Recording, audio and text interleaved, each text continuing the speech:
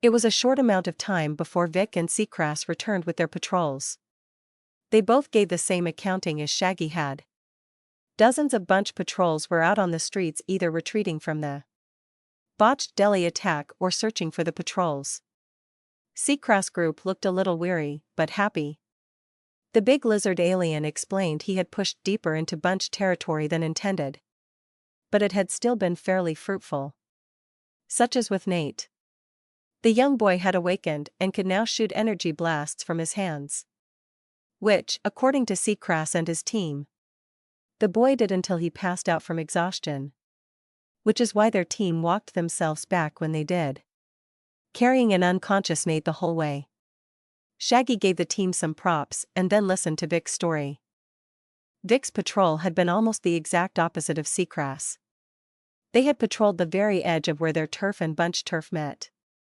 Vic had walked the border like an old rancher protecting his home against wolves. Most of his team said it was pretty boring until the failed deli attack. Then they started getting more and more thugs coming their way. Whenever they'd spot a pack of thugs, Vic would fall back to an elevated position and Mari would lead the ground assault. It apparently worked. Shaggy wondered about letting a little kid lead in combat. But, what the hell? She knew what she was doing.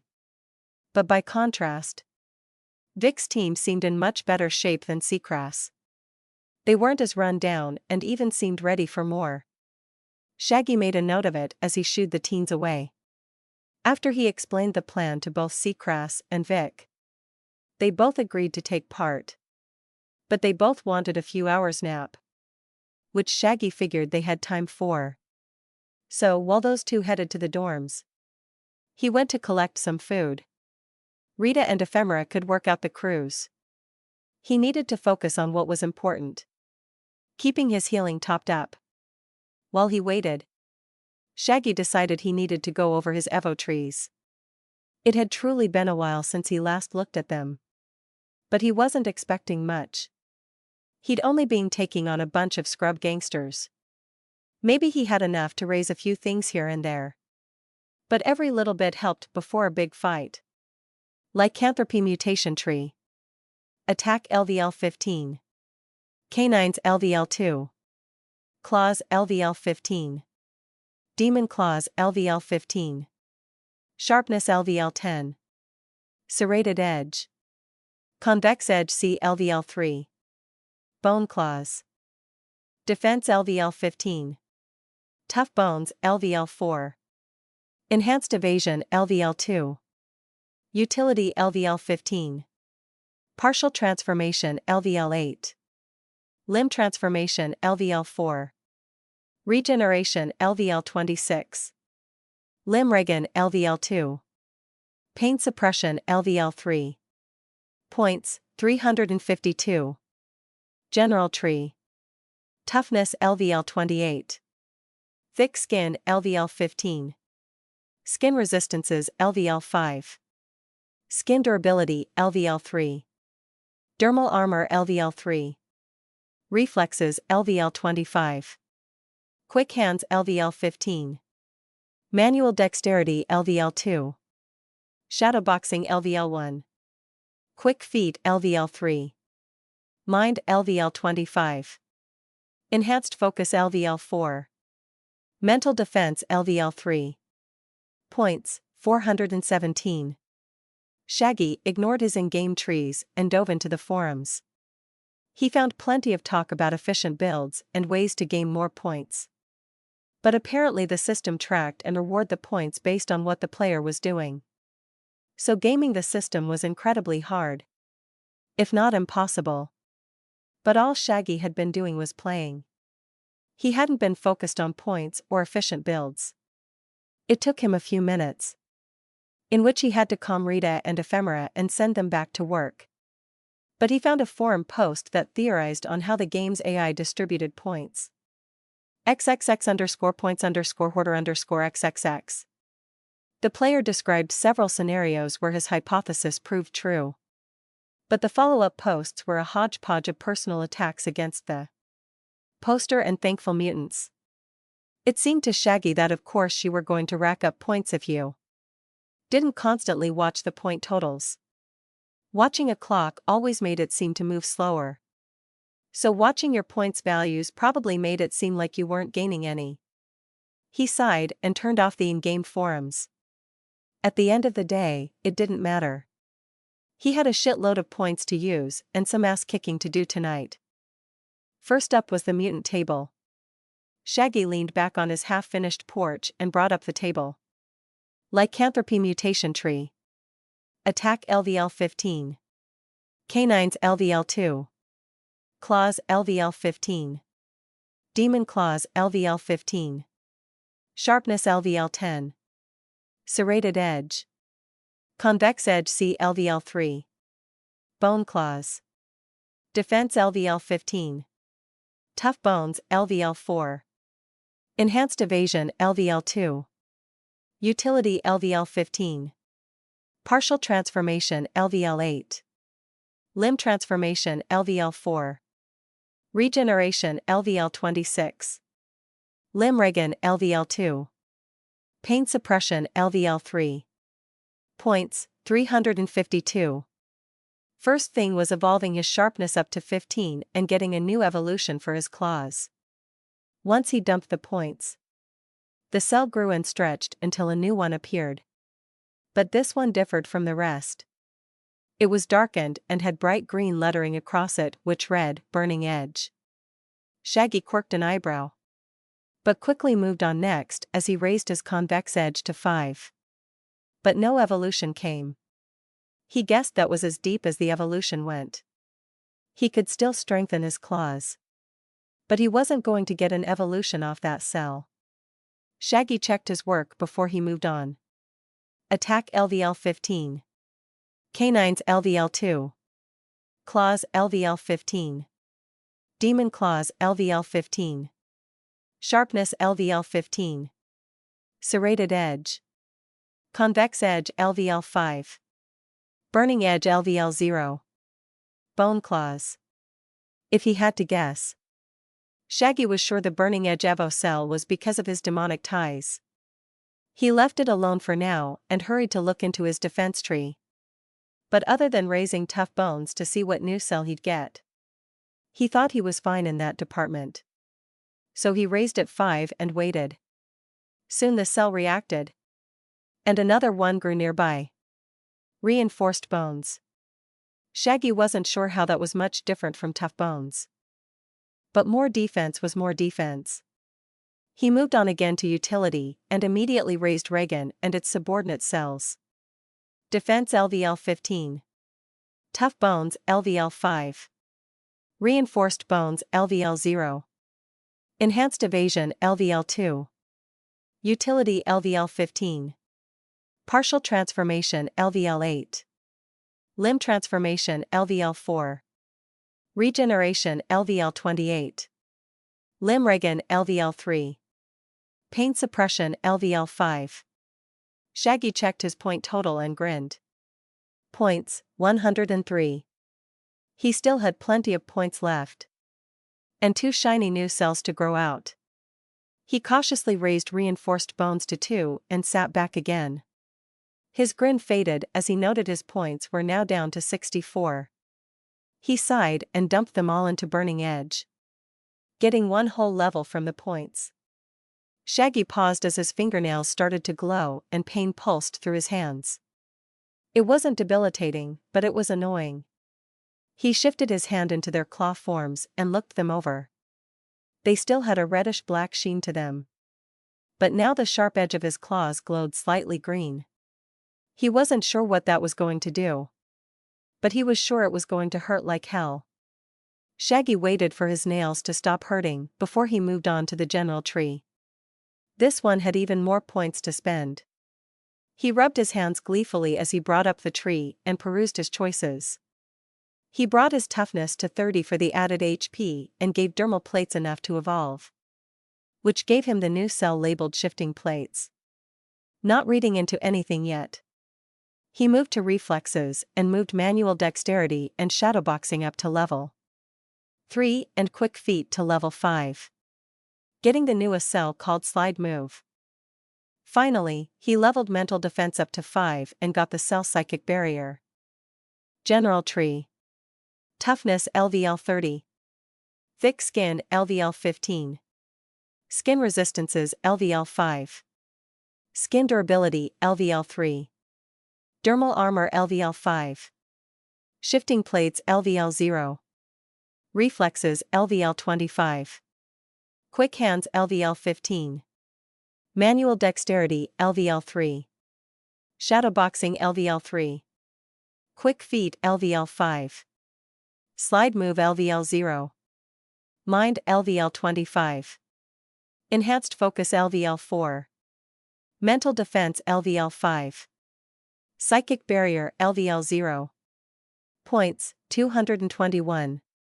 He wanted to bring up his notifications and see, but he knew he would be inundated with the other notices for the other skills. He wanted to wait to read them all at once and get them out of the way. So he instead dumped a few points into the cell and waited. But nothing happened. It looked like perception manipulation was going to be another point sucker. Shaggy sighed and let loose with his remaining points, raising the cell to the second level. Shaggy checked his point totals were empty and looked over his trees again. Lycanthropy mutation tree. Attack LVL 15. Canines LVL 2. Claws LVL 15. Demon claws LVL 15. Sharpness LVL 15. Serrated edge. Convex edge LVL 5. Burning edge LVL 1. Bone claws. Defense LVL 15. Tough bones LVL 5. Reinforced bones LVL 2. Enhanced evasion LVL 2. Utility LVL 15. Partial transformation LVL 8. Limb transformation LVL 4. Regeneration LVL 28. Limb regen LVL 3. Pain suppression LVL 5. Points, 0. General tree. Toughness LVL 30. Thick skin LVL 15. Skin resistances LVL 5. Skin durability LVL 3. Dermal armor LVL 5. Shifting plates LVL 2. Reflexes LVL 25.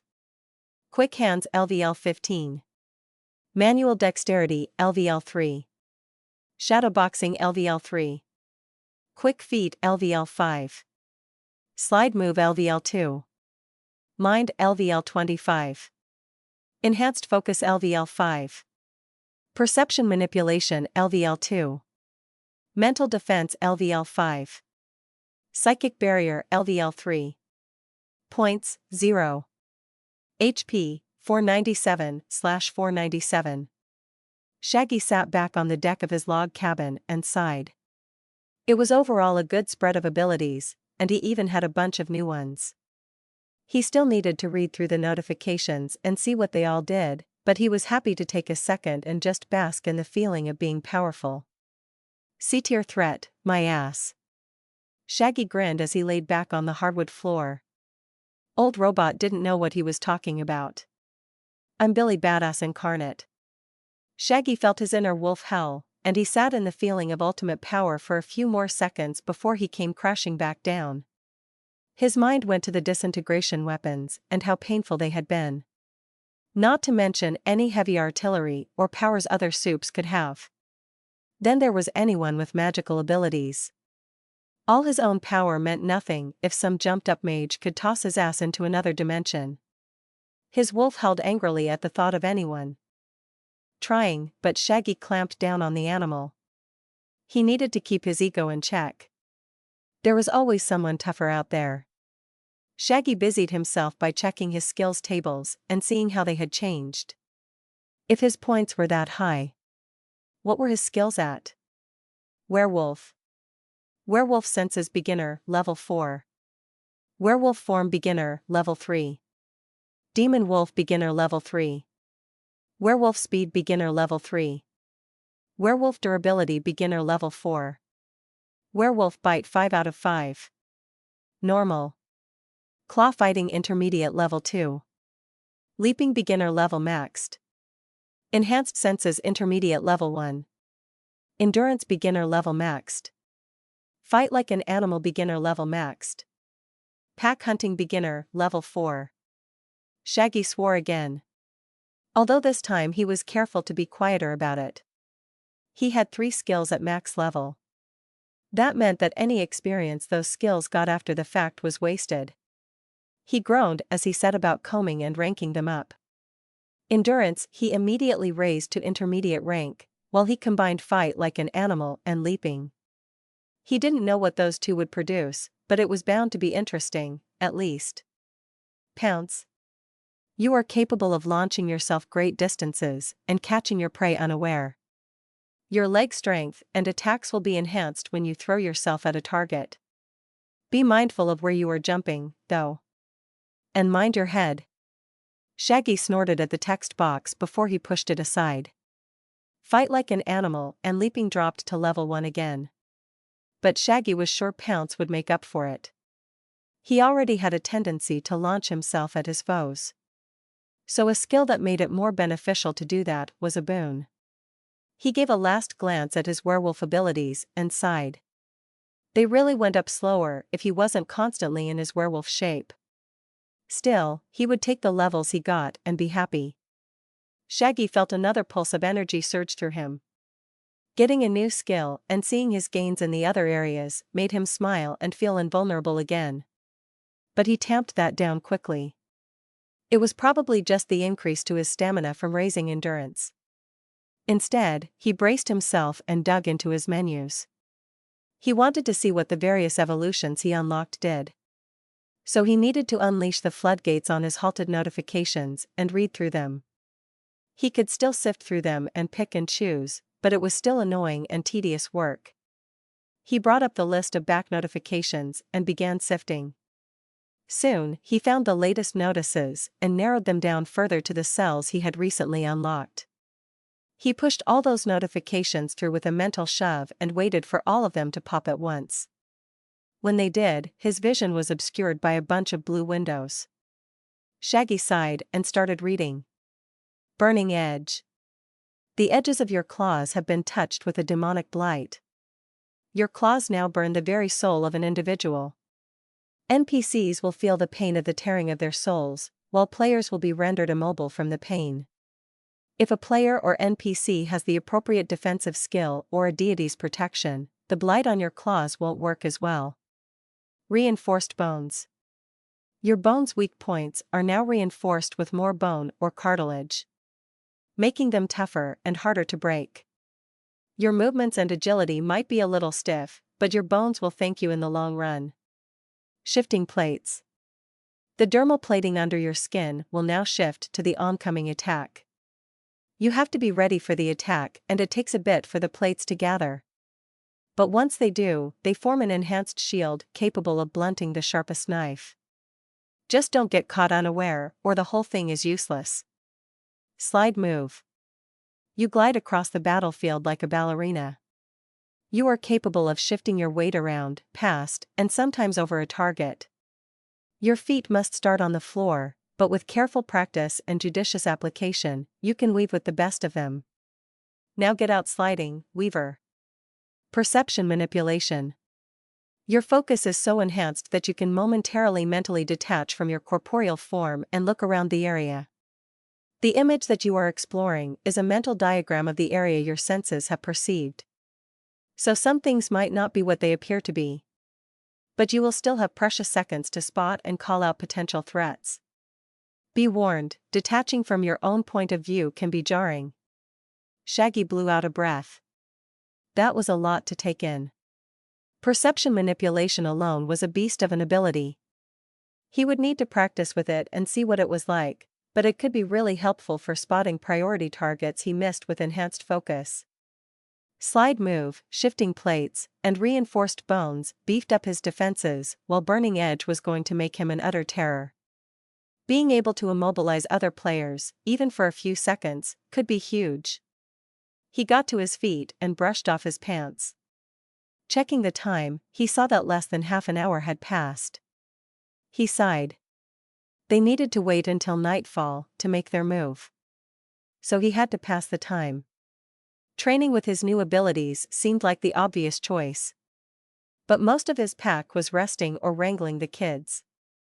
Of course, Tom was nowhere to be seen, and with Shaggy's emotions and thoughts echoing through the link, the lanky man was probably going to keep himself scarce. "Boss?" Ephemera's voice brought Shaggy around, and he saw the pale woman grinning at him. Shaggy returned the smile and gave her a head tilt.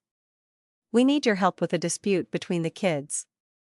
The short one is complaining about not getting to go to the gambling den, and she's not taking to Rita's orders." Shaggy groaned. "Mari?" Ephemera nodded. "That's the one, boss. Big pain in the ass for being so short. Kind of like you. Eat me, Effie." "Oh. I'm going to tell your wife." Shaggy slapped a hand to his forehead as he followed his number one henchman to the teen dormitory. He was going to be really happy when he didn't have to deal with all this teen hurt feelings nonsense. Mari was most definitely not coming with them to the gambling den. Her abilities aside. Shaggy wanted it to be mostly his pack, with a couple of kids to watch the door. Mari would not watch a door all night while a fight was going on. Shaggy knew that for sure. The sounds of raised voices emanated from the dorm building, and Shaggy sighed. Ephemera put a comforting hand on his shoulder. Shaggy gave her a thankful look, but the tall woman shifted the weight on her hand and pushed him through the door.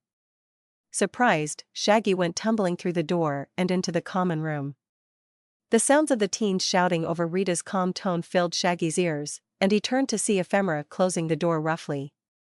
The door slammed into Shaggy's face as the entire room went silent. Mari glared at him from beside Rita, and Shaggy sighed as a wave of teens came crashing toward him. Nighttime could not come quick enough. It took half an hour to convince Mari she wasn't going to the gambling den. Even then, Dave had promised to take her along with his team. From there, it was pretty simple to get the other kids settled into each group. Overall, only 10 of the youngsters were going out that night, with Tom staying with the remaining 8. In the end, Shaggy decided to take Ulf and Dee with them to the gambling den. Shaggy made sure each boy was well aware of what they would be doing, promising harsh punishments if either teen left his post. With Ulf's weapon constructs and Dee's lesser super strength, Shaggy was sure the two could hold the door with little issues. Of course, there was always the chance of a mental-based soup messing with their minds. But Shaggy was trying not to think of that. Ephemera gave each team detailed directions to their targets. Even though she was on Shaggy's team, she made sure everyone knew where they were headed. Shaggy thought it was a good idea to have contingencies in case they got separated. Not to mention it would help everyone find their way back. He wasn't sure how things were going to go, but making sure everyone knew the way home was good business. "So, how do we hit this place?" Ephemera asked as they walked through the dark streets. Shaggy looked up and down the empty road, making sure to check the rooftops before he answered. "I don't see a reason to get tricky. We just hit the front door, offer the gamblers an out, and then wreck the joint. After we are done, we loot the place, set a few fires, and book it out of there." "Is it really going to be that easy?" Stanley asked, clearly hopeful. "Pfft. Nope." Ulf snorted at Stanley as Shaggy shook his head. "First, we have to get through the traps and guards in the brewery. Then we get to the underground casino proper. Then we have to deal with whatever the bunch have on the main floor and back rooms of their little parlor. So we're running straight into a fight," Stanley stated. Shaggy felt the rest of his pack's excitement through the link. Stanley's face went pale as he felt it, too. The kid wasn't as bloodthirsty as the rest of them, but Shaggy was sure the kid would get there.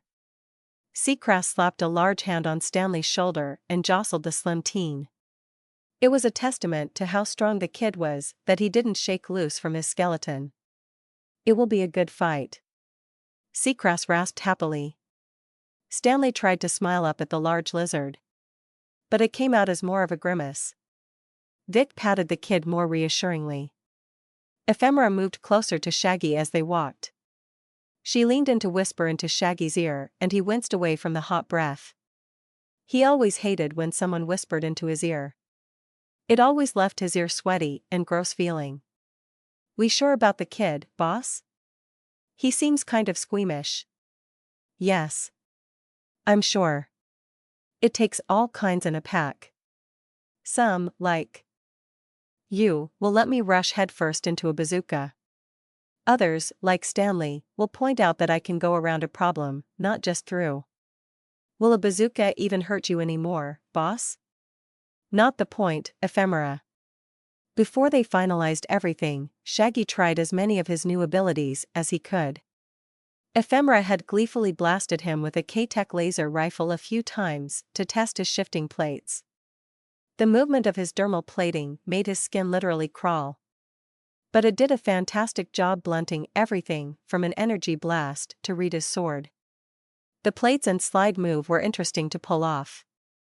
He had to be fully aware of the attack in order for the plates to shift, but slide move was different.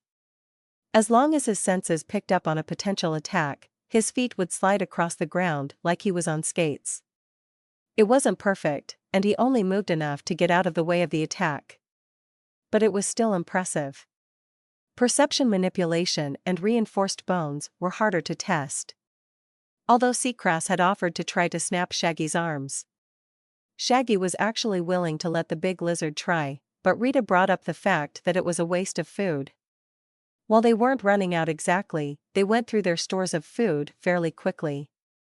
So Shaggy put off breaking his own bones. Perception manipulation was just hard to activate, though. No matter what Shaggy tried, it was like his senses wouldn't activate. Enhanced focus had been an automatic response to danger, so Shaggy guessed that this new ability would kick in at the first sign of danger. He hoped he would be ready for it.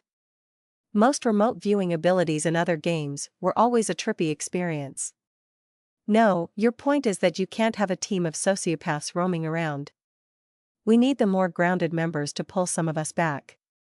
"But that's what you have Rita for." Shaggy snorted. "One clear head and a pack of 7? We need a better balance." "Hey!" Vic called. "I'm not as hot-headed as the rest of you." Shaggy snorted, but didn't argue. The sharpshooter was a happy medium within the group. But when angered Shaggy was willing to bet Vic would be just as gung-ho as ephemera. Vic knew that. He knew that Shaggy knew, and they all knew the truth of the matter. His pack fell into a smiling silence as Ulf and Dee stared at them all in confusion. The two shared a look before they shrugged at each other, content to let Shaggy and his pack have their moment. A moment that was interrupted by the sight of a large brownstone brewery on the corner at the end of the block. The lights in the building were off, a large warehouse door was drawn down, and there were no signs of life anywhere.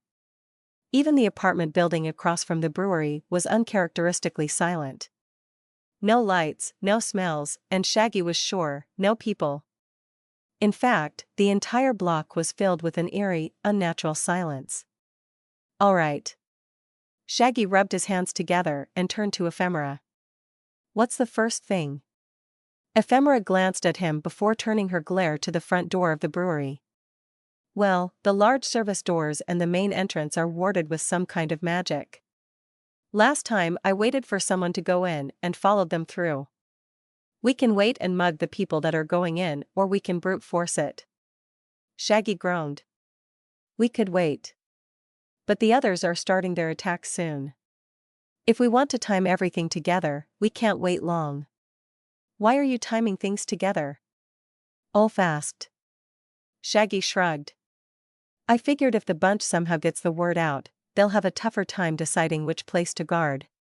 Although it will probably be this one. We are closer to their turf and it's gotta be a big earner for them." Vic added. Stanley coughed. "Ahem, so maybe we should wait until after the others hit their targets. The bunch will send their guys out toward them, and we can hit this one. That way, anyone they send will be halfway to the others when they hear about us hitting the gambling hall." Shaggy smiled at ephemera. "That's why we need people like him." "Pfft. I was going to say the same thing, boss." Sure. Ephemera was about to argue further, but Seacrest's deep rasping voice broke into their conversation. "People," the big lizard said, simply. Shaggy spun around to see a man and woman dressed to the nines getting out of a black car. He swore and started forward as Vic got his rifle ready. The hum of the energy rifle filled the air and Shaggy was momentarily worried. But the couple didn't react. In fact, even as Shaggy ran at them, the pair seemed surprisingly calm. The reason for that became apparent when a literal shadow leapt from under the car and latched onto Shaggy's leg. The black inky mass coiled around Shaggy's thigh and constricted his movement. The older gentleman turned to regard Shaggy and snorted. His white mustache trembled with the gesture as his date tittered behind a shawl made of fur. "I don't know which of my enemies sent you. But maybe next time they'll splurge for a higher class of thug. Deal with him." The old man waved a hand imperiously and a hand clutching a silver dagger emerged from the shadow around Shaggy's leg. The knife plunged and skidded off Shaggy's dermal armor. Shaggy reached for the hand and yanked. As he did, his entire worldview flipped like he had been thrown into the air. It took a few seconds of not falling for Shaggy to realize he was looking down on the situation as it unraveled. His perception manipulation had kicked in. He briefly wondered why until he looked around.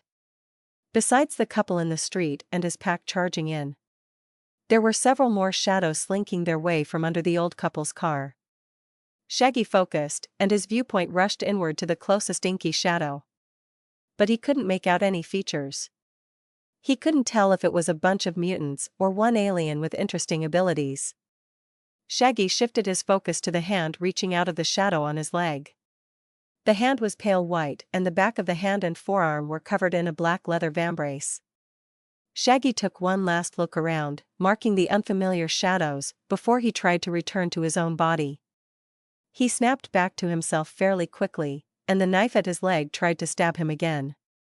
Shaggy gripped the wrist and pulled as he sent the locations of the other shadows to his pack.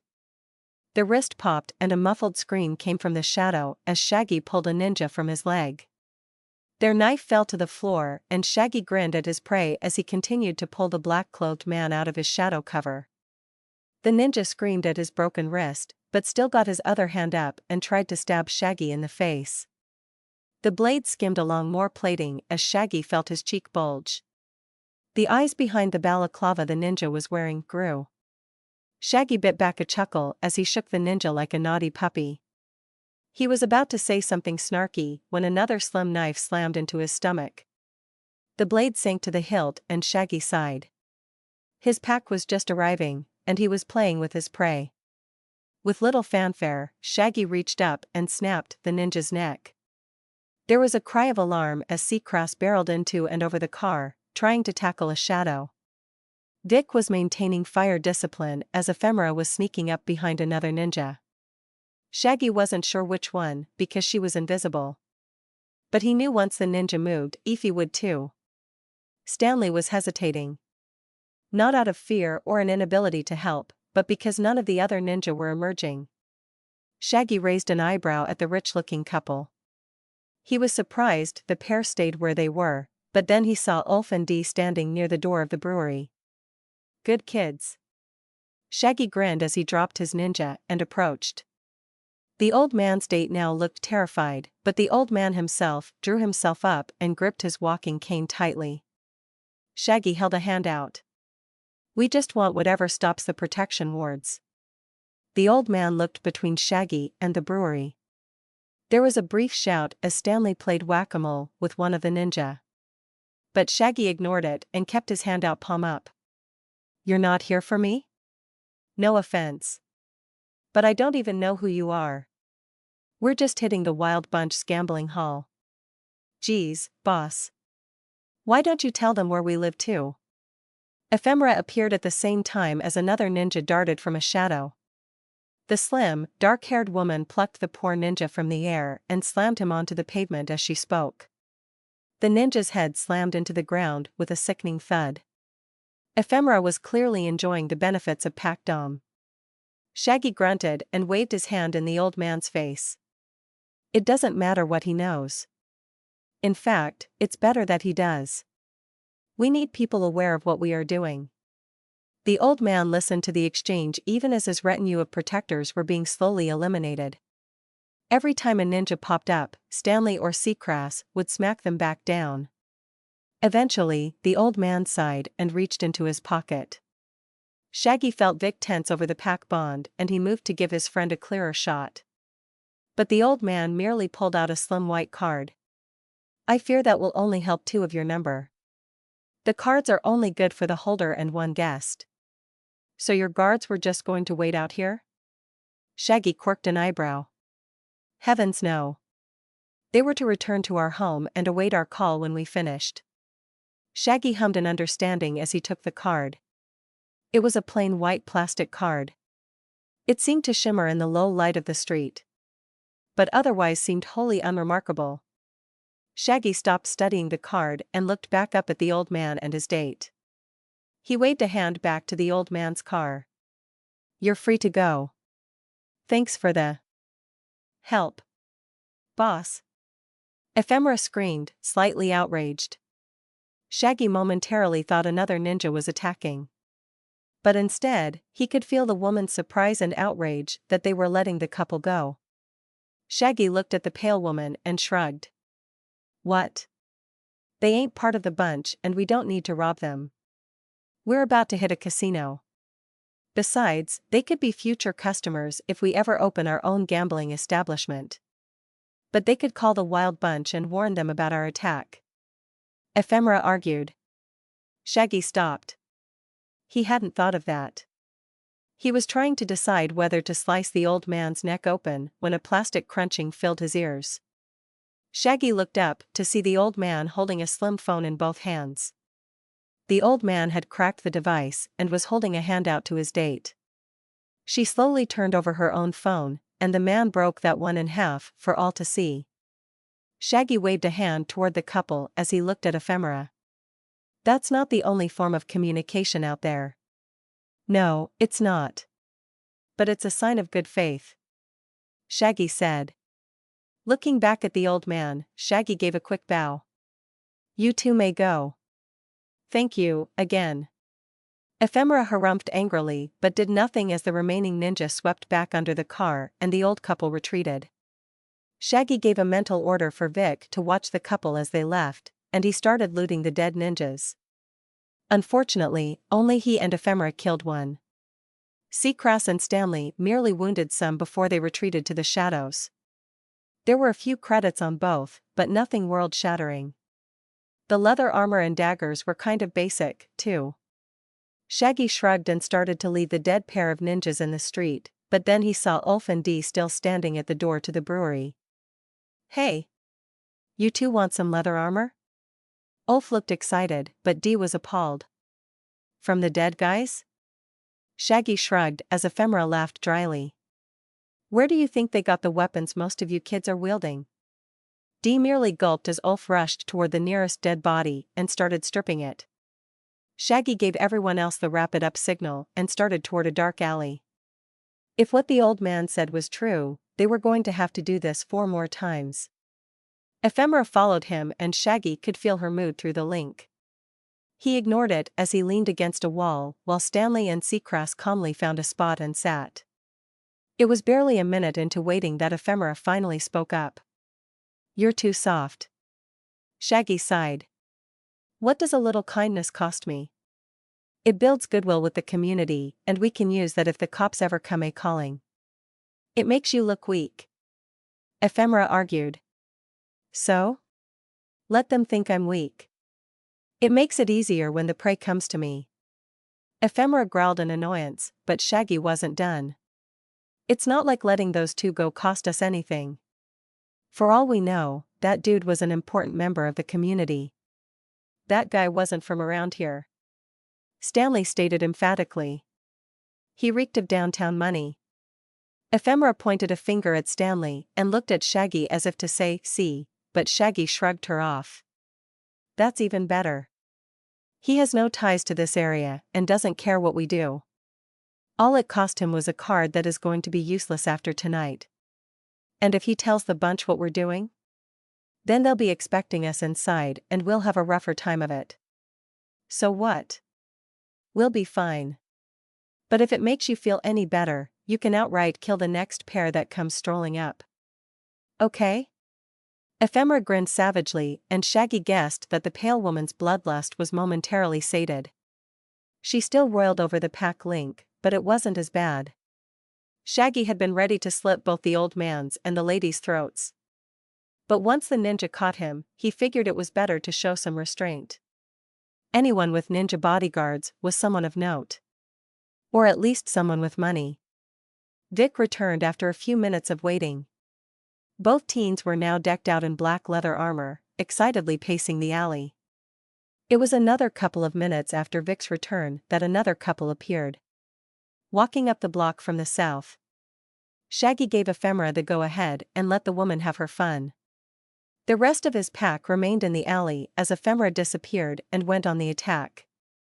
2 snapped necks, and a brief session of jamming 2 bodies down a storm drain later, and they had another white card. You get that out of your system? Ephemera grinned. Never. Shaggy rolled his eyes as they went back to waiting for more people to arrive.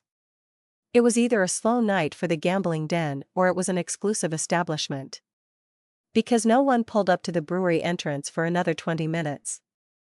Shaggy was playing with the idea of just rushing in when a large limo pulled up to the front of the brewery. Shaggy didn't even have time to order an attack. Ephemera and Seacrass were gone as Vic readied his rifle. Stanley was stun-locked in the alley as Seacrass dove into the limo's front window and attacked the driver. Screams filled the air as Shaggy walked across the street. The back door to the limo slammed open, and a man readied a silver weapon. But he was down as soon as he cleared the doorway. Ephemera snapped his thick neck and dove gleefully into the back seat. The screams redoubled as the limo started to rock and gunfire pierced the night. Shaggy sighed as approached the roadside back door. He reached out to yank it open, but it was pushed open from the inside and a black-suited body came tumbling out. It was a woman in a black business suit and short-cropped brown hair. She was sporting a bruise on her temple and Shaggy could see her shakily going for a gun in her coat. With practiced ease, he slid his claws into the back of her throat. The woman gargled a scream as she choked on her own blood. Shaggy laid her body down as she went through her death throes and waited for Ephemera to emerge from the car. The car shifted as first Seacrass exited the front seat and then Ephemera emerged from the back, smiling. Jackpot, boss. We got a 2-for-1 deal here. She held up 2 slim white cards triumphantly and did a little dance. Shaggy rubbed the bridge of his nose and nodded slowly. This was within expectation. They were a pack of bloodthirsty werewolves waiting to attack an enemy stronghold. They were bound to be a little penned up. Although he hadn't expected Seacrass to be as wired as Ephemera. But he sighed as he lifted and threw the dead guard back into the limo. He snatched the 2 cards from Ephemera as he said. Great. But first you have to dump the limo somewhere. Boss. Shaggy ignored the grown woman's whiny tone and merely pointed at the driver's side door. Ephemera kicked the road petulantly. But moved to follow his orders. As she did, a thought occurred to him. Put it somewhere close. We can use it as an escape vehicle. Ephemera waved him off, but Vic rushed to follow her. We'll need to get rid of any trackers. I'm on it. Shaggy was barely listening as he looked at the 4 white cards in his hands. That should be enough to bypass the top floor's security. All they had to do now was get to the lower floor and then down into the gambling parlor. Once there, it was going to be a slugfest. But one he was sure his pack could handle. We about to do this, boss? Stanley asked from behind him. Oh yeah, this show is about to kick off, kid. Hope y'all are ready. Shaggy was unsure how to use the white little cards. They didn't seem to do anything at the main entrance, which pulled open easily enough. Once they were inside the bar-like front room of the brewery, he paused. He half expected a scanner or something to wash over them. But nothing. The dark room was quiet and still. Ephemera gave a quick grunt before she pushed her way past. She led the way toward the entrance of the gambling room. Shaggy, Stanley, Vic and Seacrass followed along. Ready for anything. Dee and Ulf were standing guard inside by the front door. White card in Ulf's pocket, just in case. Watching for more guests. They were to turn away everyone, and if they didn't want to turn back, the boys had free rein. However, the two interpreted that was up to them. Shaggy just hoped the two could handle whatever tried to get into the building. The boys had orders to fall back if the bunch showed up. A bright light hit Shaggy's eyes as Ephemera turned them down a staircase. He and his entire pack froze at the sight. Shaggy blinked away the spots from his eyes as he tried to look around. The staircase led down to a dark wood door. It was lit on either side by dim orange light bulbs that cast the stairwell in very low light. Shaggy raised an eyebrow at Ephemera, but she only shrugged. He sighed as they continued their walk down. Whatever had just happened must have been a part of the entry process. Either that or a picture was just taken of all of them. They arrived at the bottom of the door, and Ephemera slammed a slim arm against the wood door. The thud resounded in the dark and Shaggy was sure she had hit the door too hard. But before he could reprimand her, a slim metal peephole slid open and a pair of brown eyes looked at them. All weapons should be discarded before being given access to this establishment. Your associate will turn over all of his weapons and they will be forfeited for not following the rules. Yeah. No. Vic grumbled as he looked around casually. Will you be coming out to get them or do we just leave them in this dingy stairwell? Shaggy asked. The pair of eyes regarded Vic before answering Shaggy's question. All items will be dropped on the floor and then your party will retreat up the stairs. Once the items are secured, you can come back down. Vic shook his head. Not happening. Boss. Shaggy sighed and grew his claws. Looked like they were starting this party early. He threw himself at the wood door and braced himself for splinters. But his claws hit the door and skidded upward, drawing lines of shaved wood in the door's finish. Shaggy's face and body slammed into the door. It looked like he had tripped into the door and failed to catch himself. But Shaggy and his pack knew the truth. The door had put a full stop to his attack. The pair of eyes squinted in glee as a deep chuckle came from behind the door. Shaggy growled and studied the door. It was obviously made of or braced with something that stopped his claws. He gave a mental order to Seacrass and Stanley, and the two stepped forward.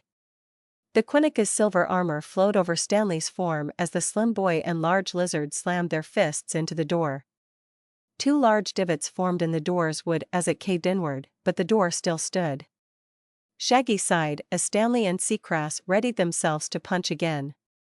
But a whirring from above brought all their attention to a downward-facing turret falling out of the ceiling. Shaggy growled a swear and threw himself at it as Vic opened fire. A loud thud sounded in the dark as Stanley and Seacrass hit the door and Shaggy hit the turret claws first. He sighed as his nails bit into the metal of the turret. But now he was hanging from his claws on the low ceiling of the stairwell, with a long-barreled weapon looking right at him. Whir. The thing whirred to life as energy from Vic's rifle bounced off it. Shaggy gave another mental order for Vic to focus on backing up Stanley and Seacrass. He would handle the turret. Shaggy pulled a claw free and started slashing at the metal of the turret, taking chips of metal off the thing. Unfortunately, he wasn't fast enough. The laser turret came to life in several flashes of blue that Shaggy's dermal plates seemed to absorb. That didn't mean Shaggy didn't feel any pain though. He grunted as he continued to slice into the turret, trying to cut something vital. The thudding of his two pack mates hitting the wooden door was broken by the sounds of a loud cracking. Through! Seacrass shouted. Shaggy grinned at the turret and jammed a clawed hand into its barrel as it fired. There was a flash of blue and Shaggy felt his entire front heat. A loud explosion filled his ears and Shaggy felt his entire body be thrown downward. He collided with the stairs and rolled over as he blinked and shook his head. Ephemera was patting his body as Vic opened fire through the door. Sounds of shouts and fighting came from in front of Shaggy, but his eyes were still filled with spots of white. He reached into his pocket and grabbed a granola bar. Ephemera chuckled as the fighting grew louder. Well, we're finally through the door. One turret is down, and you've already lost your shirt. Great start, boss. Shaggy chuckled, the act making him choke on his food. Funny. Go kill some shit woman. Thought you'd never ask, boss.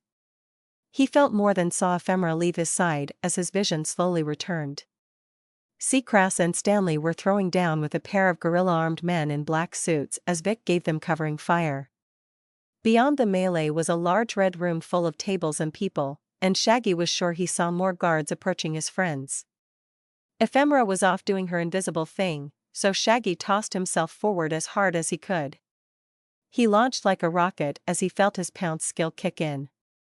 Shaggy aimed for the closest gorilla guard and readied his claws mid-flight. He slammed into the man's side with a surprising amount of force, sending both of them careening deeper into the gambling hall. Shaggy's nails ripped through the man's side and the guard went limp as they fell. Shaggy quickly kicked off the now-dead guard and altered his course to aim for another guard. He took the next guard in the side of his head and slammed his long claws through that one's neck. Shouts and gunfire were filling the casino now. But Shaggy ignored them as he spotted and threw himself at the next target. Like some kind of deranged koala, Shaggy leapt from guard to guard, slicing at their faces and leaping on to the next one. He did it to 5 guards, before a large tan blob of something ripped him from the air. Shaggy felt the air leave his body as he was slammed down onto something. Shouts and cries rose, but a deep rumbling noise filled the air and it took Shaggy a few seconds to realize it was someone speaking. "Excuse us patrons. We have some insects to swat." Shaggy stopped his head from spinning and realized he was pinned to a red felt table by a bubbling mass of something. His left arm and torso were covered in the stuff, but his legs were free. He looked around to see several guards and patrons staring at him. No, not at him, at the entity that was holding him. It was a flesh-covered mass that roiled and shifted even as Shaggy looked at it. A face formed in the skin, teeth clicked into place where the mouth should have been, and random bits of hair appeared around the head and eyebrows. Shaggy gulped at the grotesque sight as an uneven and unsettling-looking face grinned down at him. "Welcome to my parlor, little fly." The dissonant pulsing of the creature's words was punctuated with spittle and bits of flesh bubbling along the creature's body. Shaggy reflexively lashed out with his free claw, but the creature's skin morphed and moved away from Shaggy's hands even as it kept him pinned to the table. The thing gave an unhinged cackle as it formed a large, flesh-colored hammer with the rest of its skin and raised it high above Shaggy's body. All around him and his monstrous captor, people were fleeing in slow motion. By the door Vic was covering Stanley and Seacrass, who were still in an all-out brawl with dozens of guards. The pair were winning handily, but the sheer numbers would take them a while. He tried searching for Ephemera, but she was probably still intangible. All he found was a smoky outline of where his senses said she was. Near a caged room on the far right side. Shaggy tried to look in the room, but his senses didn't know what was in there. So all he saw was a blank white room. He went back to his own predicament and tried to find a way out. The fleshy monster was still bringing his sledgehammer-shaped appendage down on Shaggy's prone body. His right arm was free and his legs were in the middle of kicking madly, but he was stuck. When he had attacked the creature, it shifted and twisted away from his hands. Shaggy was sure his enhanced claws would burn the soul out of the thing, but he needed to hit it first. The hammer inched closer to Shaggy's face, and he still didn't have an out. The best he could think of was to break the table he was lying on. That being all he had, Shaggy focused on returning to his body and let it carry out his orders. He jammed his claws into the table and bits of wood cracked as he hit it. But the fleshy hammer finished the job as it smacked into Shaggy and snapped the table in half. Shaggy grunted as his body slammed to the floor of the gambling hall. But he noticed that the monstrosity had released him. Ignoring the pain, he rolled through the large wooden splinters and away the amorphous blob that was rolling away from him. "Still alive?" The creature's voice cackled through the room from an unseen face. Shaggy slid back, putting some distance between himself and the creature. Yeah, well, you're pretty soft. Hi. Let me see about making it hard for you. As the creature stopped talking, a fleshy spear emerged from its body and shot right at Shaggy's stomach. He stood his ground and let his plates take the spear head-on. It battered into his bare stomach and Shaggy smiled before he heard a creaking in his midsection. His dermal plating was cracking. Swearing, Shaggy chopped at the flesh protrusion with his right hand. The feeling of slicing through rubber pulled at his hands even as a meaty bit of flesh fell to the floor. Yes. Shaggy cried, unable to contain himself. Yow. Ow. That hurt. How? Shaggy raised his claws and smiled as a green glow appeared on the creature's flesh. But as the cut bit of flesh pulled back into the thing's blob-like body, Shaggy saw it growing back.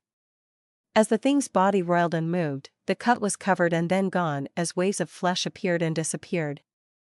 You'll pay for that, the beast cried as it torpedoed itself right at Shaggy. Shaggy used his slide move to dash quickly to the right and let the wave of flesh pass him by. As he did, he tried to rake his claws through the amorphous mass. He caught more flesh, and the thing screamed again, but it also wrapped its body around his arm and dragged him into its formless body. Shaggy clawed and scratched at everything around him and the thing screamed and roiled even as it tried to squeeze his body. Shaggy's entire world went dark, and he was in a sweltering hot mess that smelled of sweat and blood. The light green glow from his claws grew as he tore and ripped at the bits of flesh around him. Each bit fell off the creature, and the thing screamed to high heaven even as it pushed inward on Shaggy. He felt his bones creak, and the air left his body as the thing kept pressing down on him.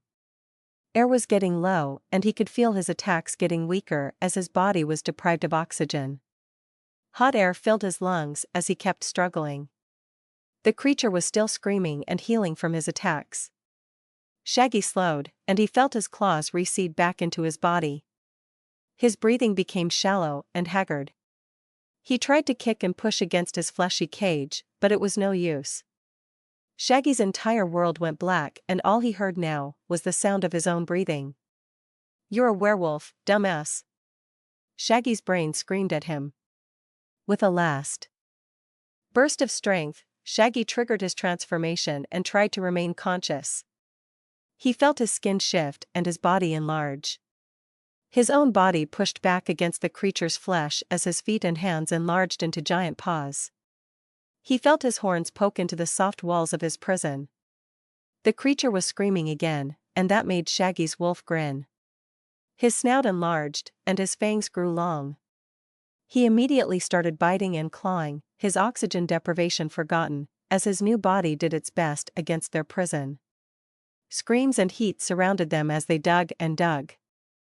Soon Shaggy and his wolf felt a burst of cool air and they clawed for it. The screams of the creature grew louder and louder until finally something popped. Shaggy blinked and found himself on the floor. His wolf was back in its cage and he was lying on the casino floor in his torn pants. He sucked in lungfuls of air as the sounds of fighting still echoed around him. He tried to focus on something, but his brain wasn't having it. Shaggy barely recognized the sounds of his formless captor's screams. But nothing else. He tried to shift his claws, but even that wasn't working. It felt like his wolf wasn't responding and Shaggy felt that the damn thing was unconscious. He blinked and rubbed his eyes even as he moved away from the screaming blob monster. Shaggy tripped on a carpeted step as he tried to get out of the sunken floor. He barely had time to catch himself before a scream roared through his ears. What have you done to me? Shaggy spun on his ass and looked at the creature. It was bleeding from various spots on its tan-colored body. A sickly green glow covered various spots and Shaggy grinned as he noticed the thing wasn't healing. In fact, it looked like the monster had gotten smaller. Bits of greenish flesh littered the red carpet, and the blob was trying to stick itself back together. Looks like you've fallen to pieces. Shaggy slurred, still woozy. Its smaller body lurched, and it launched itself at Shaggy. He tried to move, but his legs didn't respond. Shaggy growled as the thing flew toward his face and readied himself for a respawn. But suddenly, a pale woman appeared carrying a large smoking canister. Ephemera threw her silver payload, then dove at Shaggy. The slim woman grabbed him and spun him around so his back was to the creature, using him as a shield. A loud pop came from behind him and Shaggy tried to turn, but before he could, some kind of liquid splashed onto his back and face. A burning pain screeched from his back up to the side of his face. An unearthly howl of pain came from behind him and it echoed all throughout the casino. But Shaggy was in way too much pain himself to pay attention. He felt his healing go into overdrive as the burning liquid on his back seemed to slough off. Even the feeling on his face seemed to ease away. He glanced down to see a wide-eyed ephemera staring up at him. She was crouched in front of him, using his whole body to shield herself. Shaggy raised an eyebrow as the pain slowly receded. Ephemera grinned as she looked herself over. Liquid nitrogen from the kitchen. Dumb bastard practically ate it. Shaggy groaned as he realized his face and back were probably a mess. He glanced back down at Effie. How do I look? Boss, I just saw part of your face fall off. I'm not looking at you again. Maybe ever. The woman gave a grunt before she cautiously looked at his face. She did a double take and Shaggy feared the worst. But Ephemera's eyes softened and she leaned forward. Shaggy tried to lean back, but his body was still not listening to him. Ephemera wrapped her arms around Shaggy's waist and he thought she was going for an ill-timed hug. But then he felt her hands in his pockets. Her pale hands grabbed at his collection of granola and candy bars, and she jammed them into his chest. Eat these. Your skin is healing, but you still look like shit. Shaggy grabbed the food and fumbled with the wrapper as Ephemera got up. But the voice made them both stop. If you're both done flirting, there's still a fight going on. Stanley yelled angrily as he socked a black-suited guard in the face. Leave them alone, kid. The boss misses his wife, so he's got to get some action from one of his side pieces. Vic called out over the sound of his rifle. Who the are you calling a side piece? Ephemera shrieked as she threw herself to her feet. Mistress will return unhappy. As long as she returns soon. Shaggy cried back as he chewed on his granola. He couldn't take raising these damn kids by himself. So is it stuck like that or what? Stanley asked as he approached the frozen mass of flesh. Shaggy stretched his back out and shrugged. He did not know. The dumbass thing had swallowed the large canister of liquid hydrogen and its body had frozen. Large patches of dead skin were now on its frozen body. Although Shaggy was still unsure if what they were looking at was a corpse. Don't know. But maybe you shouldn't try poking it, Stanley. The lanky teen drew back his outstretched hand and gave an awkward smile. The rest of Shaggy's pack were running around collecting whatever credits the first floor guards had on them. Ephemera and Seacrass were breaking into the casino cages with limited luck. Vic had collected the other two kids and drawn them back to the casino entrance. Now Shaggy was just healing and waiting to see if the flesh blob came back to life. It was laying flat on the floor unmoving and whatever healing it had displayed wasn't working. Apparently, frostbitten flesh wasn't so easy to heal for the thing. Shaggy could still tell his back and face were raw from the liquid nitrogen. But with the help of his snacks, his healing was keeping up. A loud snap drew everyone's eye toward the northern wall where Ephemera was trying to pry open the door to the cashier area. The lithe woman was holding a piece of door in her hand and Shaggy thought, for a moment, that had been the sound. But as he watched, he saw a green tendril of energy snap out from the reminder of the door. Ephemera quickly dodged away from the door as Seacrass charged forward. The big lizard slammed both fists into the metal door before he, too, had to dodge away from the magical defenses.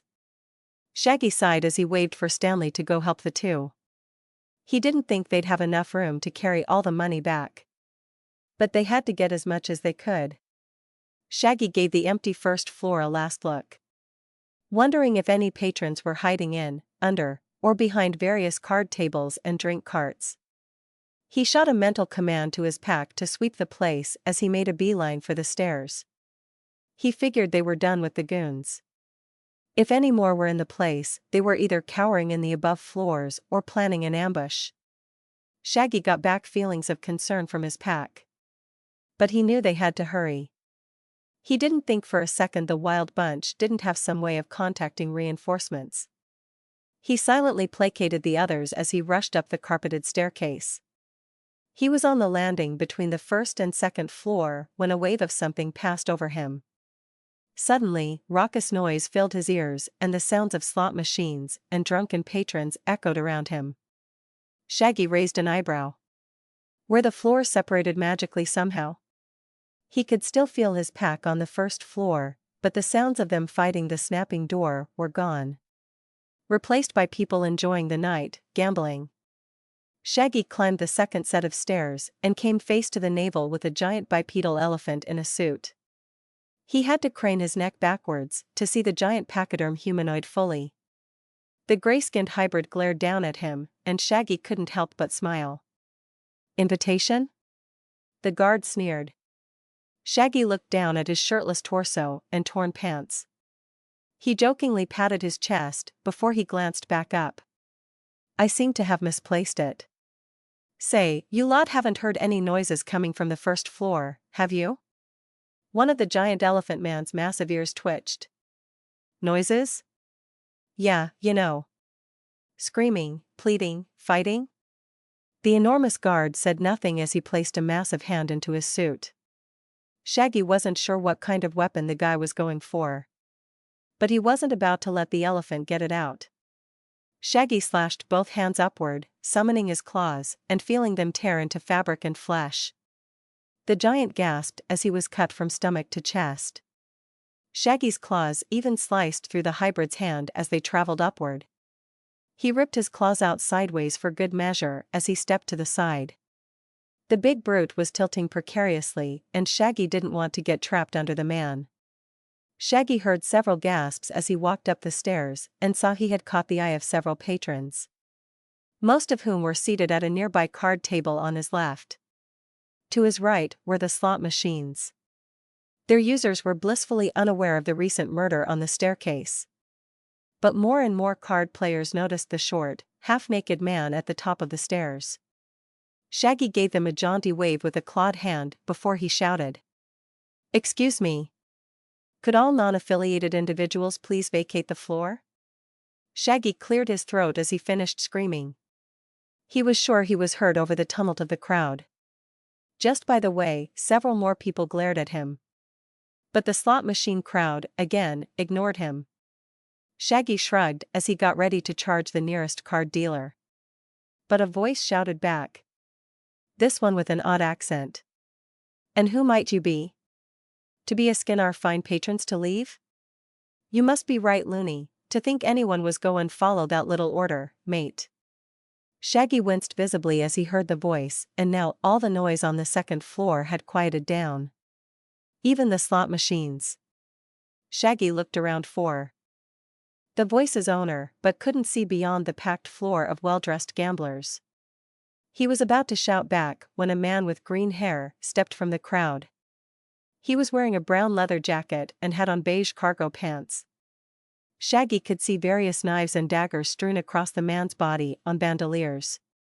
To Shaggy's surprise, the odd-looking man did a double take as he spotted Shaggy.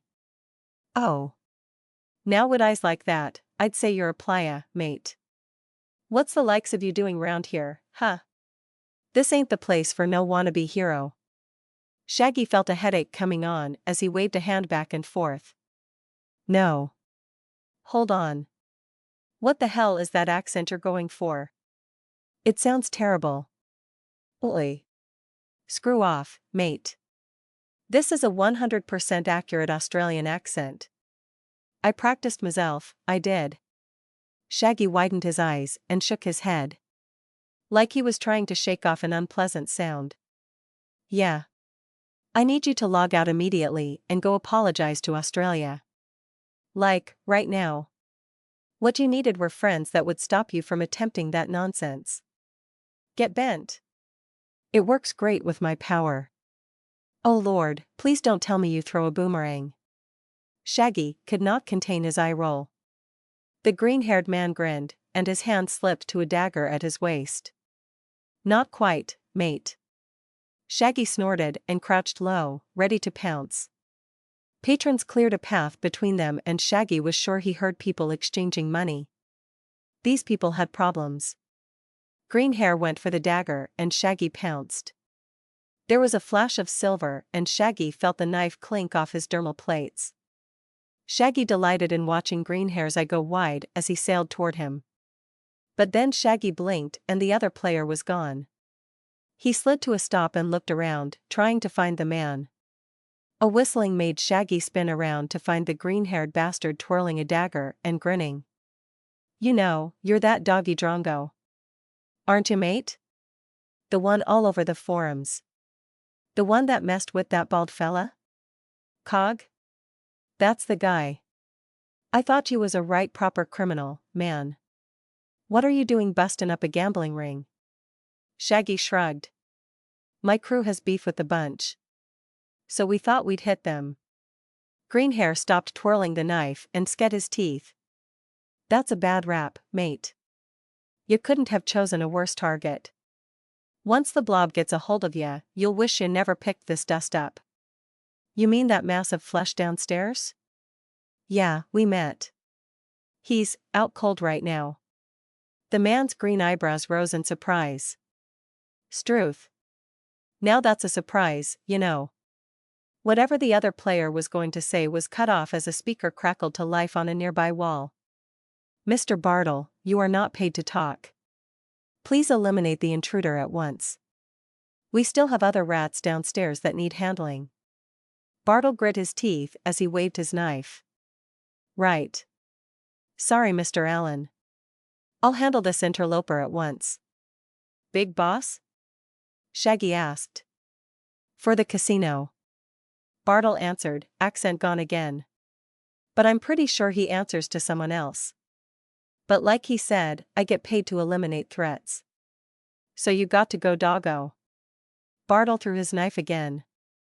But this time, Shaggy stayed where he was. The knife smacked into his chest and fell to the floor while Shaggy maintained eye contact with Bartle. The other player grinned as, before Shaggy's eyes, the guy disappeared. A fist slammed into Shaggy's chin and he was thrown off his feet and backwards slightly. Shaggy felt his jaw click back into place as he rolled back to his feet. He was happy to see Bartle clutching his right fist. Goddamn. Your head's a cement block, dude. Not quite. Teleporter? Bartle grinned but said nothing as he grabbed another dagger from his vest. Shaggy rolled his eyes as he readied himself. The same thing was going to happen. The knife would hit and Shaggy would dodge the teleporting punch. Shaggy got his claws ready. But Bartle's throw went wide, the knife sailing over Shaggy's shoulder. Several patrons shouted in alarm as the knife sailed into them. But Shaggy just gave the other player a confused look. Okay, what the hell's the plan here? Are you just going to? Bartle disappeared in the middle of Shaggy's sentence. Shaggy looked around for another attack, but nothing was coming. A gasp from behind brought him around in time to see Bartle take the place of his still flying dagger. The dagger must have curved back around, because it had been heading right for Shaggy's back. Now Bartle was there, both legs outstretched in a flying dropkick. Shaggy ate the kick in the chest and rocked back on his feet. Bartle hit the ground and rolled away, popping up near the slot machines. So you take the place of your flying daggers. Not a bad ability. The green-haired player shook out both legs as Shaggy shrugged. I've invested a lot of points. What can I say? Yeah, well, some of us have only had to bounce a couple of drunk NPCs. We can't all be out there risking prison to gather Evo points. I feel like you think that's my fault. Shaggy snickered. But any gamer can tell you, you gotta risk it if you want that biscuit. Bartle scrunched up his nose. That's a weird-ass saying. Shaggy shrugged as the sound of thudding footsteps signaled the arrival of more hybrids. More black-suited elephant and gorilla men rushed down the stairs behind Bartle and the player grinned at Shaggy. Bartle extended his arms and cackled like a mastermind. Seems like my stalling tactic worked. You are now at the mercy of the Wild Bunch security team.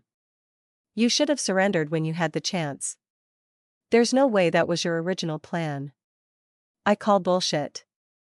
Shaggy said as more footsteps came from the staircase behind him. Geez, boss. You aren't done yet? Ephemera sighed dramatically. This is going to take all night. Shut up. The green-haired one is real squirrely, okay? Besides, don't act like you're not having fun. Vic snorted. Not to mention all the money we've gotten. Shaggy gave Bartle a feral smile as he grew his claws again. The green-haired player drew another knife as he nervously looked around. Shaggy thought he could smell the fear emanating from the room. The bunch guards readied their fists as Vic's rifle hummed with energy. Stanley and Seacrest cracked their knuckles as Ephemera disappeared. Shaggy almost howled as the two groups charged at each other. The patrons finally diving for cover. Their various winnings forgotten. Bartle immediately tossed a knife and disappeared. But Shaggy ignored the other player as he dove into the casino guards. He and the others were well aware of how easy the large armed guards were to defeat. Shaggy spun with his claws, severing any limb that got close. Stanley and Seacrest dove in beside him as Vic's gun shot energy into the large bodies of the guards. Shaggy could feel that Ephemera was hovering at the periphery of the fight, waiting for her moment. But then she sent a signal of alarm to the pack. Shaggy didn't have enough time to decipher it before several bullets cut into the melee. Screams rose from the surrounding patrons as they fled downstairs. Shaggy saw multiple men and women go down as bullets and energy beams cut through them. He ducked a wild swing from a gorilla and jabbed his knife-like fingers into his attacker as he deciphered Ephemera's mental warning. More thugs had appeared at the bottom of the stairs with an array of energy and standard guns. They were firing indiscriminately into the fight. He and Stanley were okay, but Seacrest had to fall back. The lizard's hide was tough enough for bullets, but the energy beams were causing decent cuts on his skin. Ephemera was moving to flank as Vic was returning fire as best he could. Shaggy sliced the ankles off an elephantine guard and pushed the screaming body to the ground. He cast a glance around for Bartle, but found nothing. The player was staying way too quiet for Shaggy's liking. A haymaker to Shaggy's skull made him forget about the other player as he cut the offending arm and its owner to chunks. Nearby, he saw Stanley swinging his own metal-covered fist into another large gorilla guard. The poor NPC didn't even have time to scream as the slim fist caved in his face. Shaggy grinned at the newest addition to his team and continued tearing the guards to shreds. Bartle would try something soon, and when he did, Shaggy would pounce. Between Stanley and Shaggy, they managed to cut the number of guards down to size. The occasional gunshot and energy blast would slam into Shaggy or Stanley, and they'd both ignore it. Both of them ignored the bullets entirely, and the energy blasts would scorch Shaggy's flesh. But for Stanley, the damn beams of light would ricochet off his silver body at odd angles, hitting anyone close to the lanky mutant. Ephemera was causing havoc in the line of shooters, but even she could only do so much. For as well as they were doing, Shaggy could feel Stanley's stamina flag. The boy was getting tired, and that was causing some mistakes in his fighting. He was taking more hits than he should have. His Quinnica parasite took the brunt of those mistakes right on its silver shell, and Shaggy wondered how long it would hold. Crikey! A horrible accent broke the monotony of the battle, as a loud metallic crunch soon followed. Shaggy glanced to his right and saw Bartle laying on top of several turned-over slot machines. The player had clearly been tossed through a few rows of the machines and was now slowly pulling himself upward. Vic gave a mental snort over the pack link and Shaggy chuckled. Tried to gank the ranged fighter? He called as he dodged under a quick jab. The goons had learned that taking a big swing at Shaggy was a good way to lose an arm. Now they were peppering him with quick jabs and trying to surround him. Shaggy let them get around him before he focused on transforming and spun. His arms lengthened slightly and his claws clipped anyone who got too close. Bartle coughed up some blood before he gave Shaggy a red grin. Shaggy pulled his claws in and jumped onto a gorilla-armed guard's shoulder, He gripped the man's chin and wrenched as hard as he could, listening for the crack. As the sound echoed in his ears and the body beneath him tumbled, he grinned at Bartle. "Didn't work out for ya, did it?" Shaggy regrew his claws and pounced on another thug as several bullets hit his back. He wished they'd stop trying. As he stabbed his newest target to death, he turned to answer Bartle. But the man was gone, replaced with the glint of a dagger aimed right at Shaggy's chest. Shaggy snorted and dodged to the side. When he popped back up, Bartle was nowhere to be seen. Shaggy shrugged and started carving into the last of the guards. Seacrass had been helping where he could as Ephemera took out the ranged fighters. But now the big lizard made his presence known as he charged toward the back of the floor. The bullets and energy fire reduced to nothing as Seacrass and Ephemera wiped out the ranged fighters. Vic's own shots slowed and eventually stopped as Stanley and Shaggy finished their fight. Thugs and goons were nothing for his pack, and Shaggy was happy to see that even a player was having a rough time with them. Shaggy kept everyone alert as Stanley bludgeoned the last guard to death with his bare hands. Bartle was still somewhere on the floor. But the turned-over tables and rows of slot machines made it hard to spot the bastard. Shaggy guessed that the teleporter was a decent assassin build. Sneak around, find your target, and throw a knife. If the knife misses, you teleport to the knife and surprise your target. It was a good plan. But one that only worked if your targets weren't aware of it. Shaggy was sure they could take the guy in a straight-up fight. Shaggy's musings were interrupted as Ephemera called out to him. "Boss? More magic shit over here." Shaggy glanced toward the pale woman and saw that she was standing next to the stairs across the room. These stairs lead further up into the building and stood exactly opposite of the ones Shaggy and his crew had climbed. But now there was a shimmering golden barrier between the floor and the stairs upward. Shaggy growled as he watched Ephemera and Seacrass smack the barrier with their fists. But the magic wall stood firm. Shit. Shaggy swore as he tried to calculate how long it would take them to brute force their way through. He wasn't an expert in magic, but the wall appeared solid. Even as it shifted with pulses of golden energy. Shaggy rubbed his eyes and looked around. The second floor didn't have any cages or vaults, and most of the floor was full of slot machines. The machines appeared to dispense tokens that the gambling hall would honor as money. Which meant they weren't actual credits. He swore again. "Damn it. We don't have TIURK. Bartle appeared again. This time with a knife in his hand. The green-hair annoyance used both of his hands to slam his small knife into Shaggy's stomach. Shaggy felt his plates trying to shift toward the impact point, but they were too slow. The knife broke the skin before hitting the plates that were already positioned at his abs. Bartle's face got ugly as he realized the knife wouldn't dig any deeper. Shaggy gripped the man's wrists and growled. "Dumb move, asshat. Hundreds of Evo points worth of badassness." Bartle's eyes grew wide. "No way."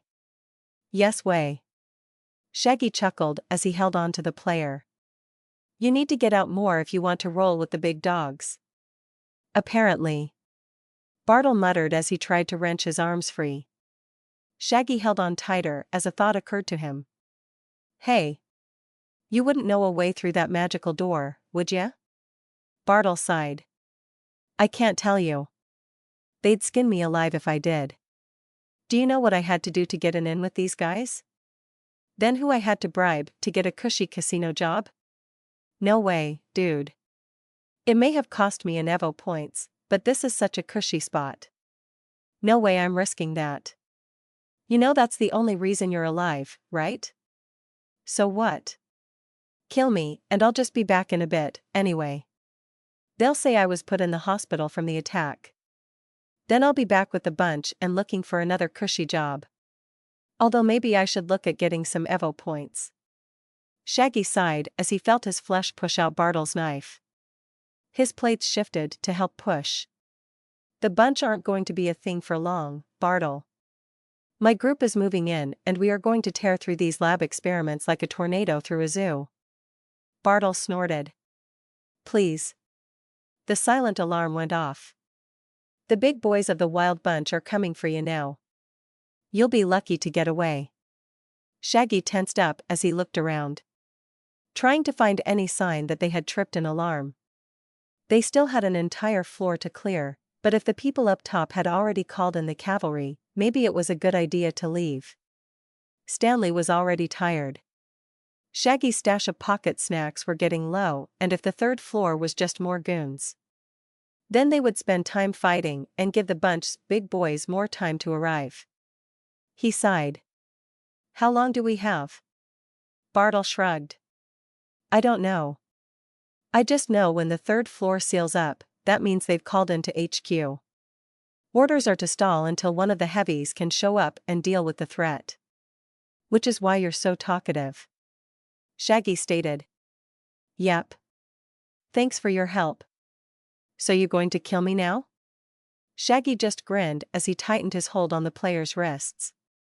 He gave Stanley the go-ahead, and the slim boy slammed the bottom of his fist against the back of Bartle's head.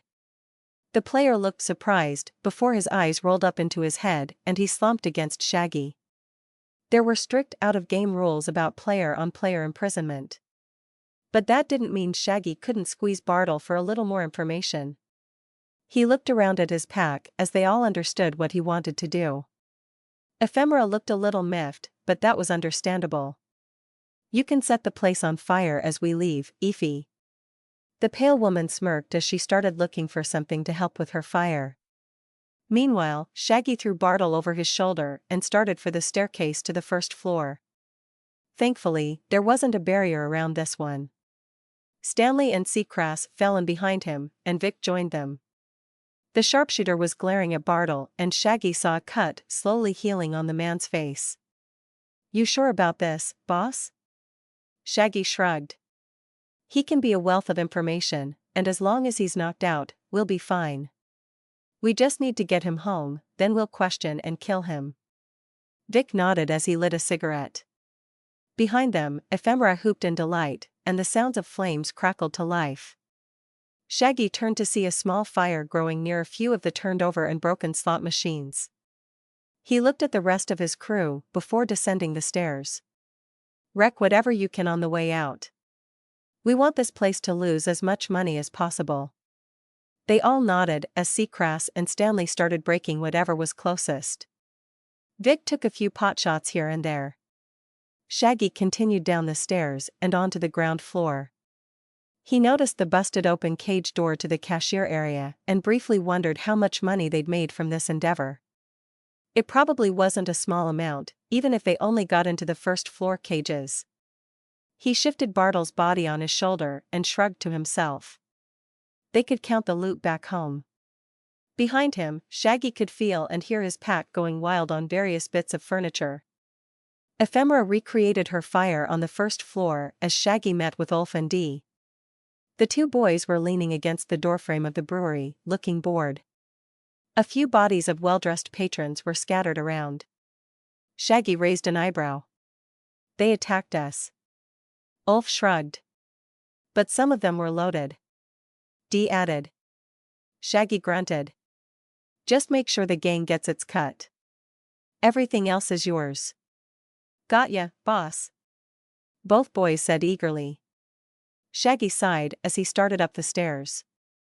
His pack close behind even as they continued to wreck what they could. The brewery was still dark, and so were the streets outside. He gave a mental groan at the long walk home. But overall, the night had been fairly lucrative. Ephemera slinked up to his side, her face sweaty and sooty from the fires she set. But the woman was grinning as she joined him. What about the reinforcements, boss?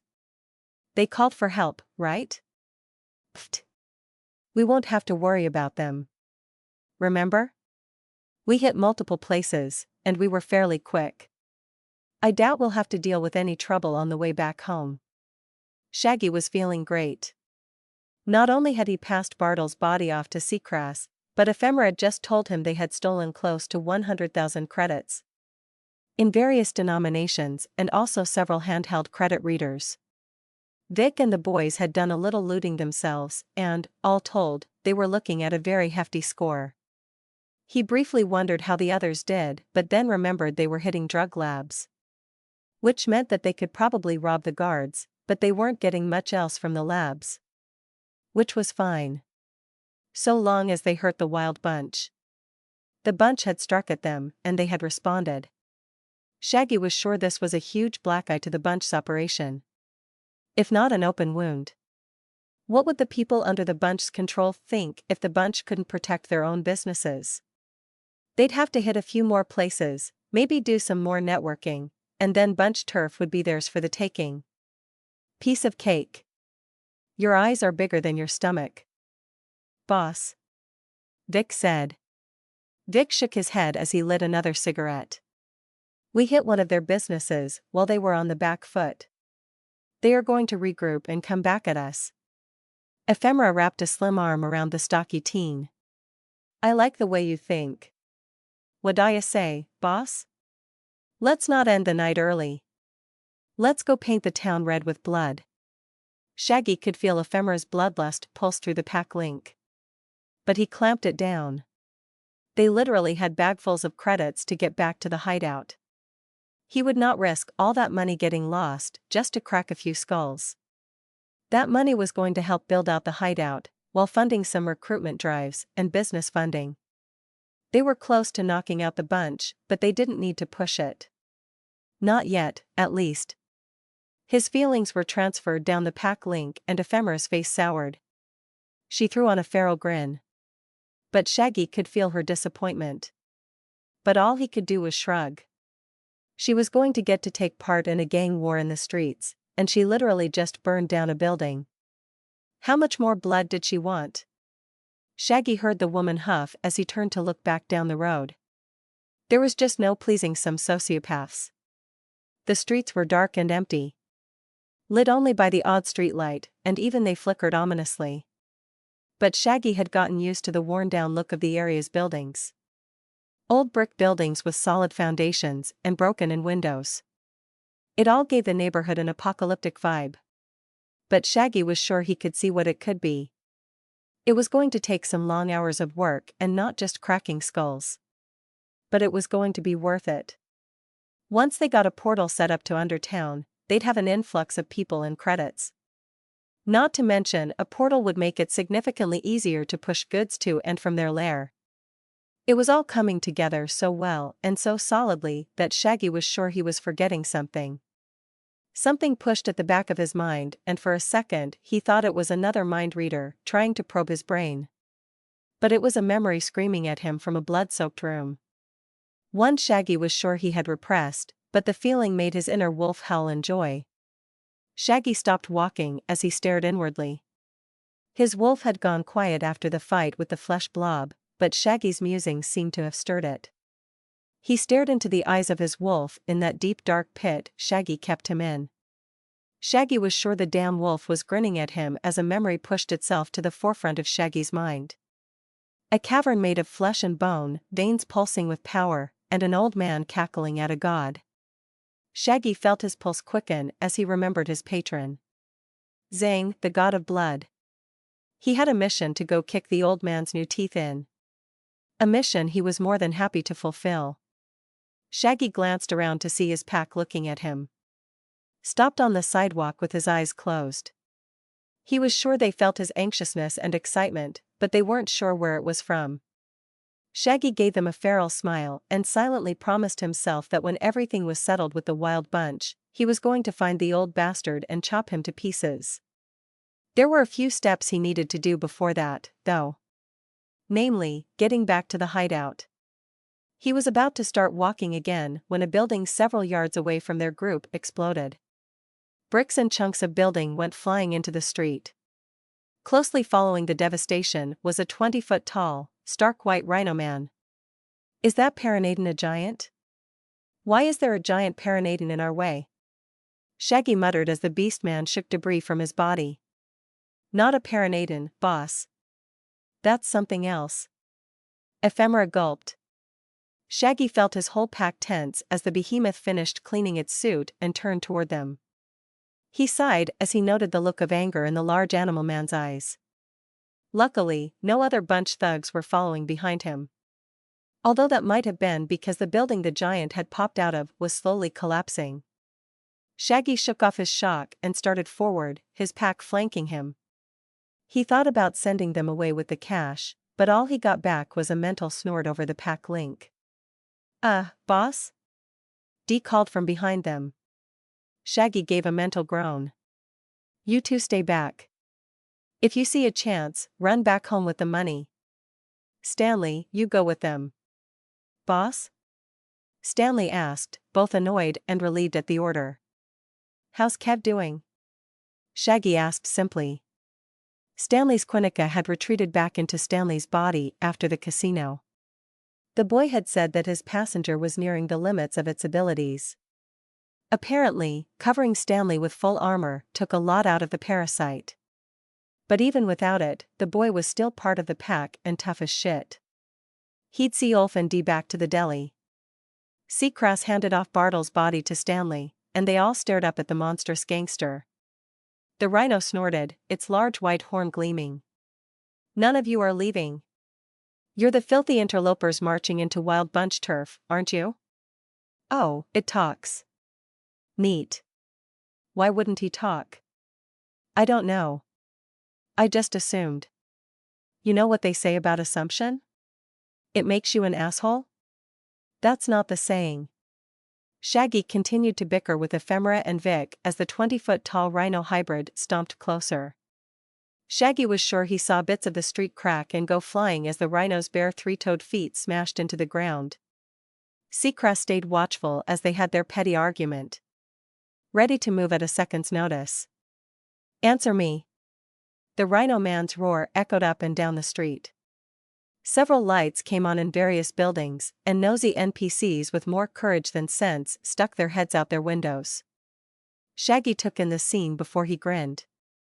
This was probably a good way to make a statement. A large, slow, idiot like the hybrid would make a great example for the populace. They just need to topple the bastard fast. In case any other bunch assholes were around.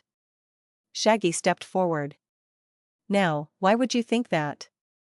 We were just walking down a quiet road, and then you come barging at us. Is that how the Wild Bunch handles themselves? Well, that's not nice, Shaggy deadpanned. Ha ha ha ha ha ha ha. Of course it isn't. A stampede has been called. The Wild Bunch is out in force tonight. We are going to run over all in our path. So, you know what? Even if you aren't the interlopers, I'm going to crush you. You keep saying we. Who is this we? All I see is your dumb ass. Shaggy snorted as the giant lifted his foot to step on him. The rhino never answered as he stomped forward, intent on turning Shaggy into a pancake. Shaggy sighed and grew his claws. He moved out of the way of the slow kick and sliced his claws into the big hybrid's ankle.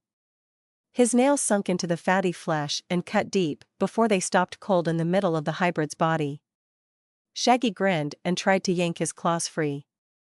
But to his horror, he was stuck. The rhino screamed as Seacrest and the others of Shaggy's pack pounced forward. Shaggy's feet left the ground as he was dragged along with the rhino man's steps. He saw Seacrest hop off the bigger beast's knee and jammed his own reptilian claws into the rhino's chin. Ephemera was behind the beast, looking for a moment to attack, and Vic was firing away with little success. Shaggy kept trying to yank his own claws free even as the giant threw his foot forward, dislodging Shaggy. Shaggy's claws held up as he went spinning down the street. The rhino's bellows intermixed with the sounds of Vic's rifle blasting away. But the beast man's hide was way too thick. Seacrest was scrambling around the large rhino's shoulders, trying to find a vulnerable spot. The bastard was slow, making him easy to outmaneuver. But if they couldn't hurt the guy, it was going to be a pain in the ass. Ephemera was searching the streets for a solution. But for now, they needed to keep the damn monster occupied. But the lizard was too fast.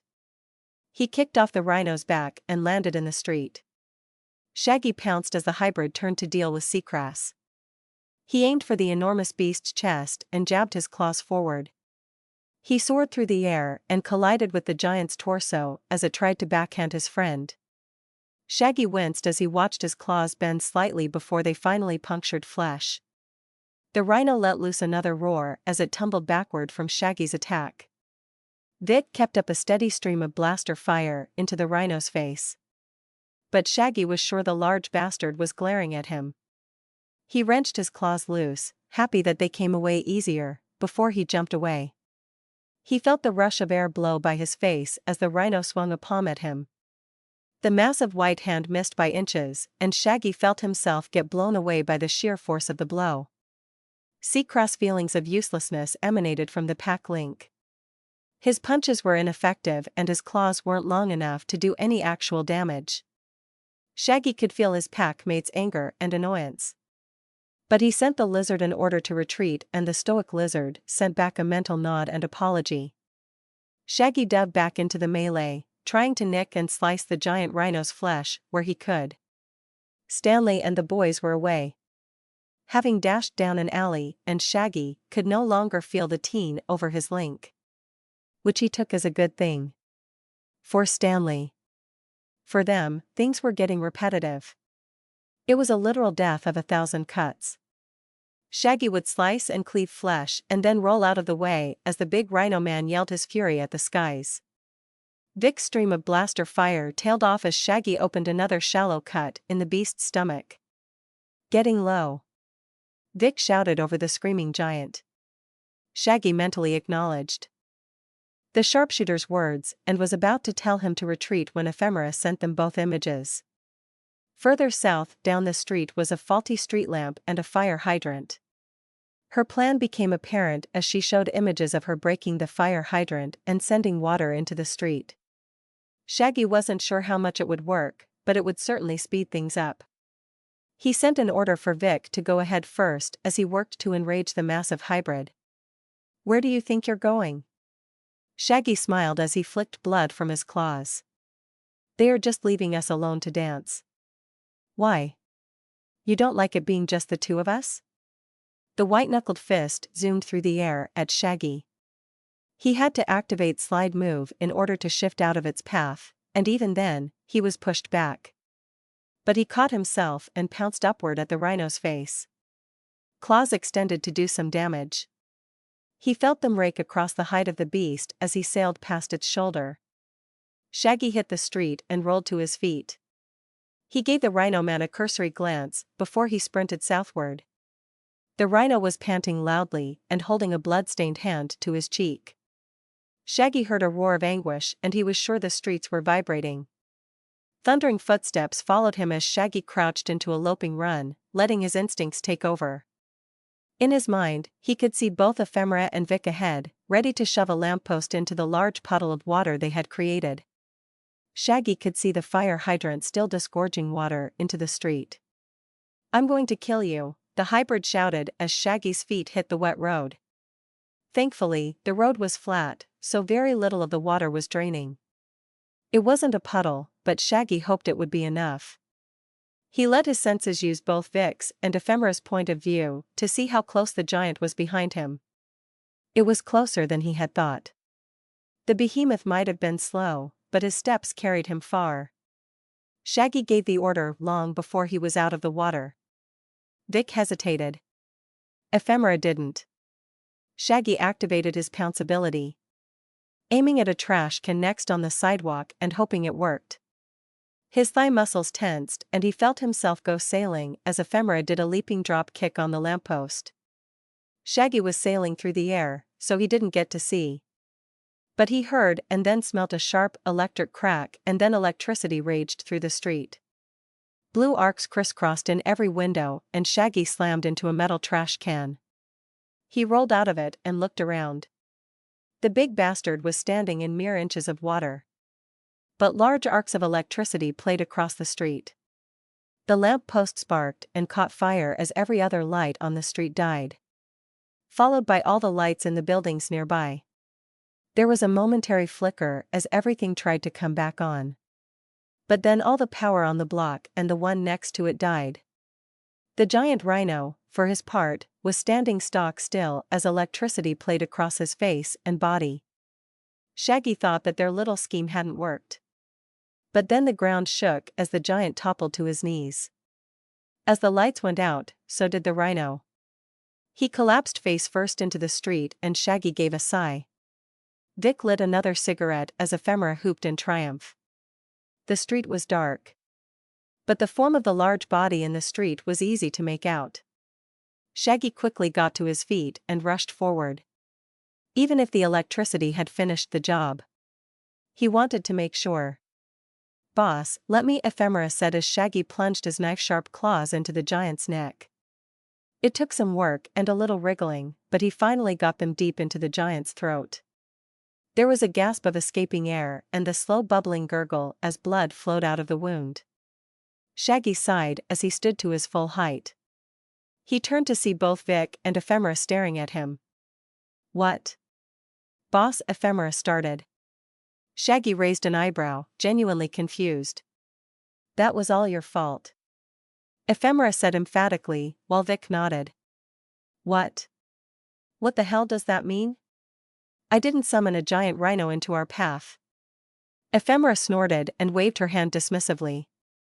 "You might as well have. I doubt we'll have to deal with any trouble on the way back home." "Well, this was trouble. You summoned this trouble." Shaggy snorted as he looked at Vic for help. But the sharpshooter merely shrugged. Shaggy could feel Vic's agreement with Ephemera and he was outraged. Rotten pack of NPC. They didn't know how good they had it. He plunged his claws into the giant rhino's neck again in frustration. The body didn't even shudder as his claws dug deep into the neck. He was about to argue further when a rhythmic vibrating shook the ground and Shaggy's legs. It stopped and then started again and again. Shaggy glanced at Ephie and Vic, but the two looked just as confused as him. A quick search found that the noise was coming from the giant rhino's inner pocket. Shaggy ducked into the inner coat and came away with a normal-sized cell phone. He wondered briefly how the big guy used it, but it went off again in his hand. "Do I answer it?" Shaggy asked as he held up the phone. Ephemera grinned as Vic took a drag off his cig and shrugged. Shaggy shrugged his own shoulders and walked toward the big rhino's hand. It took some doing to get the biometrics to recognize the rhino's large finger. But when it did, a rough voice squawked from the phone. "Lenny! Where are you? We need backup. Lenny! Use the charm on the back of the phone to enlarge it, Lenny." "What? Who is this? What did you do to Lenny?" Shaggy switched off the phone and threw it into the water. On the sidewalk, Ephemera was grinning like a madwoman and even Vic couldn't hide a grin. Shaggy sighed as he turned eastward, back toward home. There was still a lot to do and much more to buy with their newfound windfall. So a big rhinoceros guy just kept swinging away at all of you. Even though he was slow and clearly not able to hit anything? Yeah, pretty much.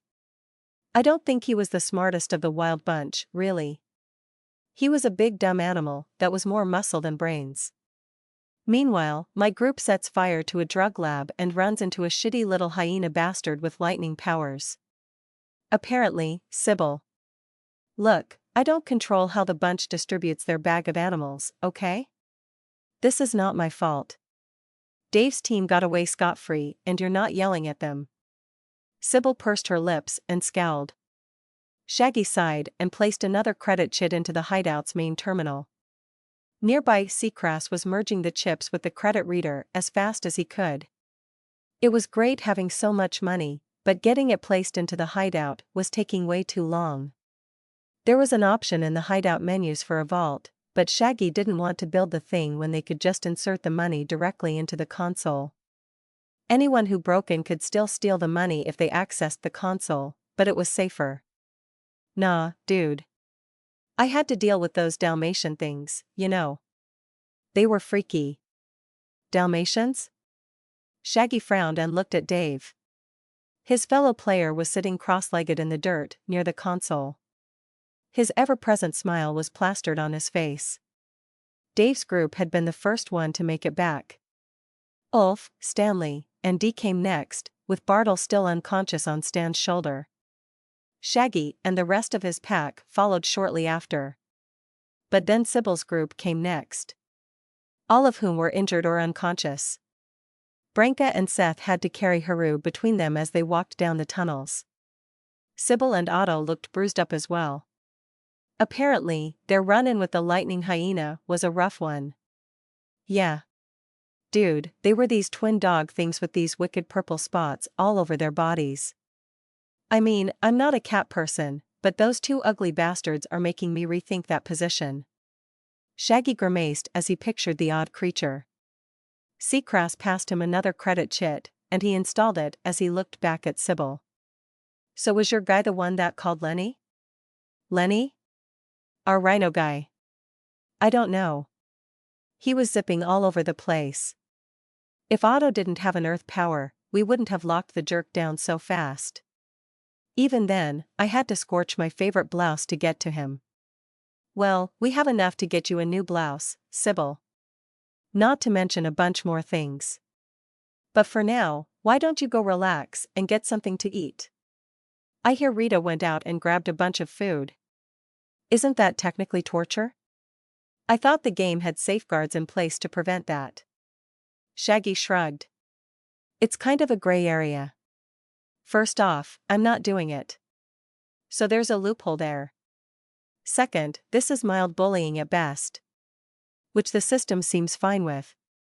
In fact, most of the stuff you would do to a younger sibling is fair game. What willies, noogies, you could even give him a wedgie and the system admin wouldn't do anything. But if we step into the realm of torture, we'll get slapped by an admin faster than we could blink. So since none have turned up, I think we are in the clear. What about the time limit? Dave asked. Yeah, that one is a hard rule. We can only hold another player for 2 hours in-game time. Only way around that one is if you're part of the police or something. Even then it's not you holding them, it's the game. So, are we almost out of time? Shaggy checked his in-game clock. They still had 30 minutes to squeeze more info out of Bartle before they had to release him. But the annoying wannabe Australian remained silent. Which had prompted his new occupation as Seacrest's seat. The 7-foot lizard looked no more comfortable than the player. But Seacrest was still happy to help. Nope, we still got plenty of time. Anything you want to say to commute your sentence, Bartle? You're an asshole. Shaggy. Seacrest smacked Bartle's head again as Shaggy chuckled. He. Oh, I love it when you talk dirty. But seriously, anything you could give us would be useful. We still need to find the bunch's main headquarters, not to mention any other targets of opportunity. I ain't saying shit. Those are my employers. Not for long. Once we take out their leadership, we'll be the new gang in town. Shaggy smiled as he checked the terminal tally. They were just north of 54,000 credits. So there are 4 lieutenants, and we just smashed 2 of them. Good to know. Any idea where Botch and Dawes would be? What about George? I didn't, but ASSHOLE. Bartle sputtered. Hey, that was all information that you freely gave. I did nothing. But please keep talking. How many of the wild bunch are going to crush us? We know they know where we are, but how likely are they to attack? Anything you got? Bartle stewed in annoyed silence. Shaggy went back to inserting money into the terminal as Dave kicked up to his feet and looked over Shaggy's shoulder. Dave whistled at the amount before they started planning what they wanted to do with it. They ignored the surly Bartle as Shaggy explained how he saw the whole cave coming together. Levy had wanted the cave's theme to be a giant forest. So he was going to leave that as it was, along with the large pool she had made behind their house. What Shaggy was going to focus on were the defenses. Both in the cave and the tunnels that connected them to the surface. Unfortunately, their reach only included the old kobold tunnels. Not the maintenance tunnels or the deli above. So he was going to have to set traps and shore up the tunnels. He also wanted to disguise the entrance and maybe set up some kind of security system. That sounds great and all, but don't we need to supply the materials for all that? I mean, I know we can purchase a lot through the terminal. But isn't it, like, cheaper to not do that? Dave asked once Shaggy had stopped. Yes. But one thing we have in abundance is dirt, so I was wondering what we could do with that. Not to mention, Levy's trees also count as a renewable resource. You're going to cut down your wife's trees? Dude, I think she's going to be pissed when she comes back. Shaggy laughed again. No, dude. Check it out. Shaggy closed the banking portion of the terminal and switched to the hideout menu. You see up here, where it says mana points and regeneration? Yeah? So? Shaggy pointed upward. That big-ass crystal above us makes this entire area a magical zone of some kind. It increases the growth rate of the surrounding trees for magical power. So we use the wood and then crank up the growth rate. We'll lose some light in here, and it'll still take the trees a bit of time to regrow. But we'll have a renewable source of wood that we can trade with Undertown and use for our own defenses. Dave smiled as he seemed to understand, but then his eyes scrunched up. He looked like he was concentrating on something. Wait, what if we run the jewel thingy out of power altogether? I would guess that would be bad. So we should avoid doing that at all costs. I really don't want Levy mad at me. Really don't want Levy mad at me. Blah blah. Bartle snarked nasally. You lot will not be down here much longer, anyway. Once the bunch finds you are all going to die, anyway. Shaggy sighed. You're not a cheery person, are you, Bartle? But hey, maybe you like being a chair. I'm not one to judge. Also, hey. Now I know that the bunch don't exactly know we're down here. So thanks again for the information. You really are fond of information, Bartle. Yeah, about the gambling hall, Shaggy trailed off as he scratched the back of his head. What did y'all do? Well, it was a source of money for our enemies, and there was no way for us to get upstairs. So. Bartle struggled beneath Seacrass. But the big lizard was firmly on the smaller man's back. He didn't even budge as he held out another credit chit to Shaggy. Shaggy accepted it gracefully and went back to the banking menu. Slowly. He really wanted to slam the point home for Bartle. That his job was probably up in smoke by now. Even if the people on the third floor got it put out, the second and first floors were going to need some serious remodeling. Just say it, you asshole. Bartle shouted. Shaggy downloaded the credits into the terminal and then turned to smile down at the man. Well, we set the place on fire. While also wrecking as much of it as we could. Bartle stopped struggling as Shaggy's words registered. Shaggy could see the green-haired player's face go from annoyed to enraged. Seacrass slammed his hands down onto Bartle's arms as the man struggled in earnest. You scum-sucking bastards. That was such a cushy job, man. I could just sit back and let the Evo points roll in as I showed off my knife tricks for trophy wives. It was the easiest gig ever, and such an ego boost. Those casino guests loved me. Dude, it sounds like you were a show pony. I mean, if that's what made you happy, rock on. But you could also be out there exploring this game, man. Dave chided gently. Shaggy felt his eyes widen, and he tensed his muscles. But he said nothing for fear of making Bartle stop talking. Dave, however, didn't have the same compunction. Whoa, dude. The what? Like, I'm all for a little experimentation. But are some of those people like animals?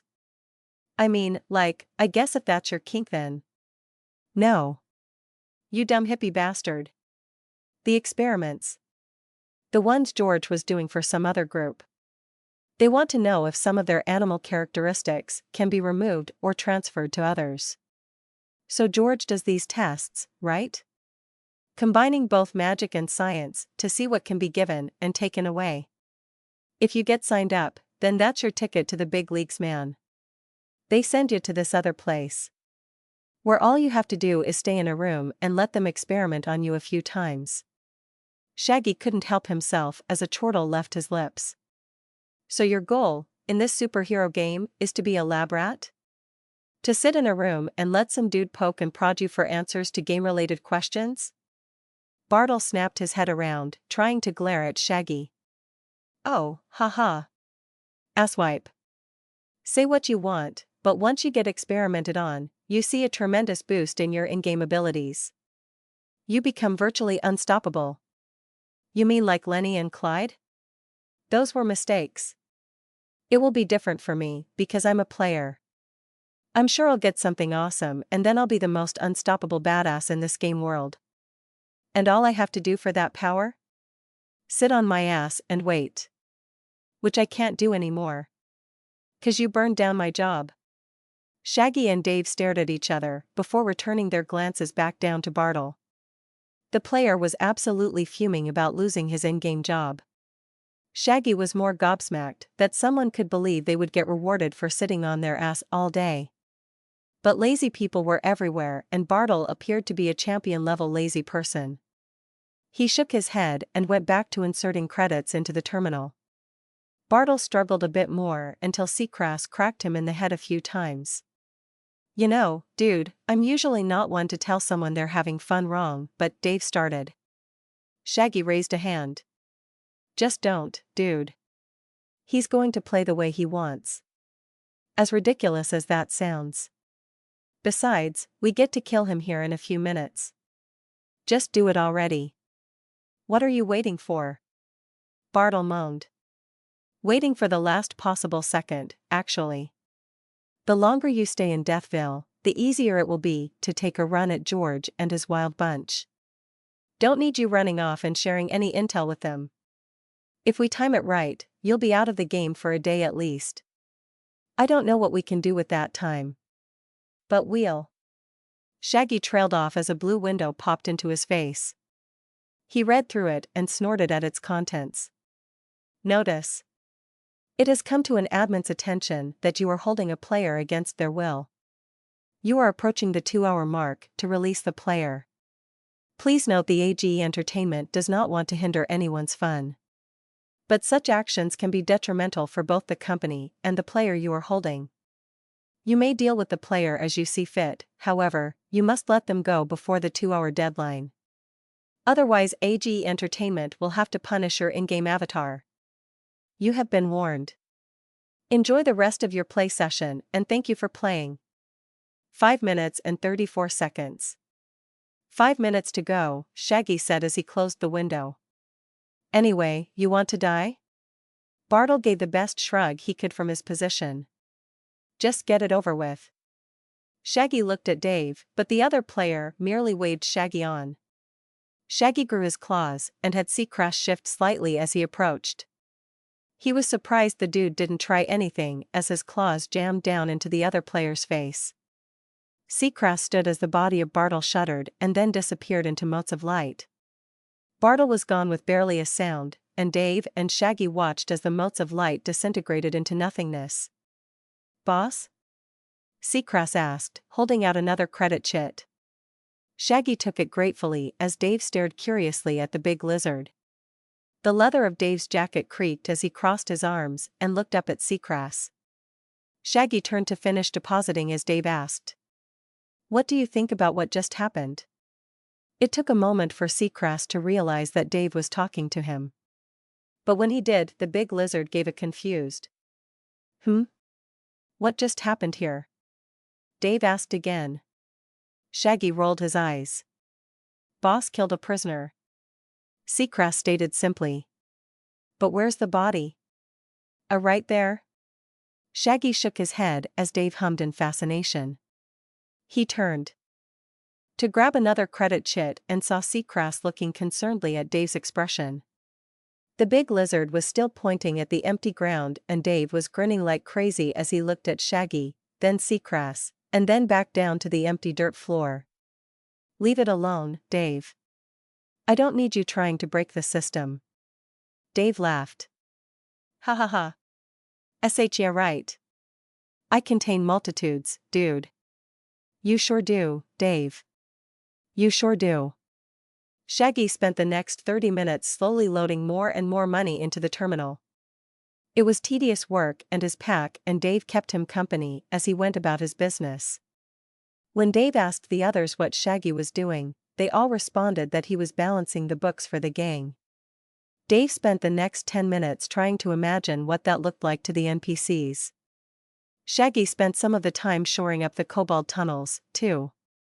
When he had a few moments to spare, he would switch tabs and try out his idea. It seemed to work.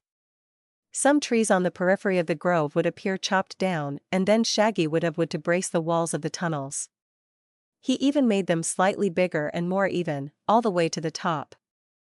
They were still going to need lights, but at least now it would be an easier walk. It looked like the crystal above could handle the regeneration of the trees pretty well, too. They weren't growing before their very eyes, but the terminal gave a nice countdown until the resources reset.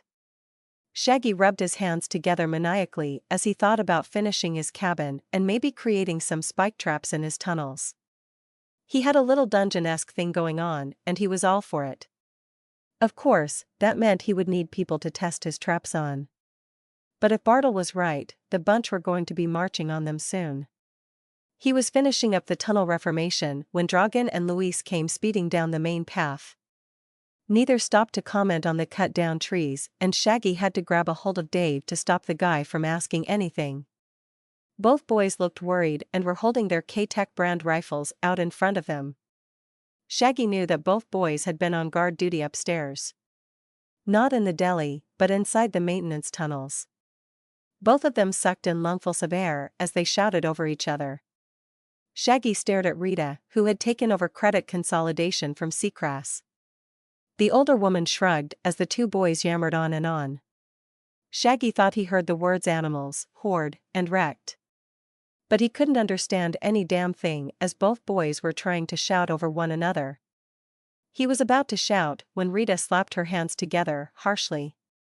Hey hey hey! Quit that. Take a breathe and then report in. One at a time. Luis, you first.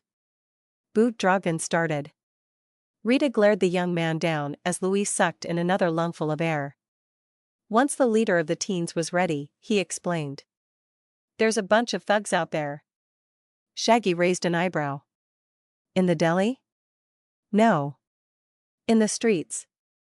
We heard a loud rumble coming from above and we went to check it out. When we got into the deli, we saw a mass of wild bunch hybrids marching through the streets. They didn't attack? No. Luis shouted, sounding annoyed. They ain't attacking us. They're hitting the entire neighborhood. There were a couple of big guys standing watch outside the deli. But they never entered. Dragan explained. Shaggy rubbed his chin. Intrigued. Huh. I really didn't expect them to hit at us this soon. But hell, they may be just as impatient as we are. They're setting everything on fire, boss. We have to do something. Shaggy weighed the pros and cons in his head. His people were tired. They'd been fighting all night. Vic and Sybil were both passed out in their bunks, the same for most of the teens. Shaggy rubbed his face as he glanced at Luis and Dragan. It sucked for the neighborhood. But they didn't have the manpower to repel such an attack. Not on the scale the two boys described. But they also just couldn't let the attack go. That was a boatload of Evo points and credits waltzing around above their heads.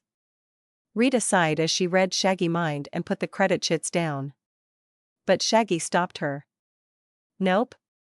You and everyone else will stay down here. Dave and I will handle this. Shaggy? Rita said warningly. But Shaggy was resolute. No. Rita. I will not risk it. The kids and the pack need their rest. Dave and I are just going to do some hit-and-run tactics and try to get as many as we can. I need you down here defending. If I was in charge of the bunch, I'd have someone waiting for our group to leave. Then they'd march on down here and go to town.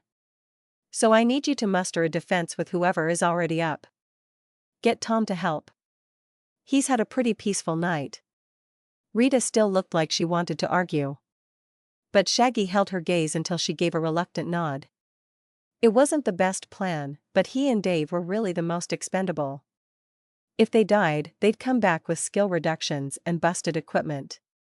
Luckily for Shaggy, he didn't really wear any. although he made a mental note to grab as many snacks as he could. It was going to be a long night. Dave was grinning like a madman as he shifted from foot to foot. Shaggy quirked an eyebrow at the easygoing player's behavior. Dave merely cackled as they started walking toward the newly made tunnel exit. Dave shadowboxing the whole way. Excited, are we? Don't play with the fodder too much. We're looking for the big guys leading this whole mess. I'm willing to bet if it isn't George himself, it'll be one of the remaining lieutenants. Itchy and paws? Dave asked as he stopped his frantic moving. Shaggy nearly lost his footing. No. They were Botch and Dawes. You're doing that on purpose, aren't you? Hopscotch logs? Yeah. You're going to be on your own for this battle. Oh, that's a neat idea. Let's see how many each of us can kill before we either die or retreat. What does the winner get? Bragging rights for a week? I think I'd prefer credits. Besides, we are trying to take out their command structure, not annihilate them. Sounds like a sore loser readying his excuse right there. Shaggy rolled his eyes as he stopped at a small fridge by the exit. The pack had placed it there for road snacks. After filling his pockets, Shaggy nodded at Dave. Fine. You're on. Most kills get bragging rights. But the leaders are worth 10 points. Agreed? Shaggy shrugged. Go ahead. Dave set up the in-game recorder as they both disappeared into the darkness of the tunnel. Shaggy readied himself as best he could mentally for what they were about to walk into.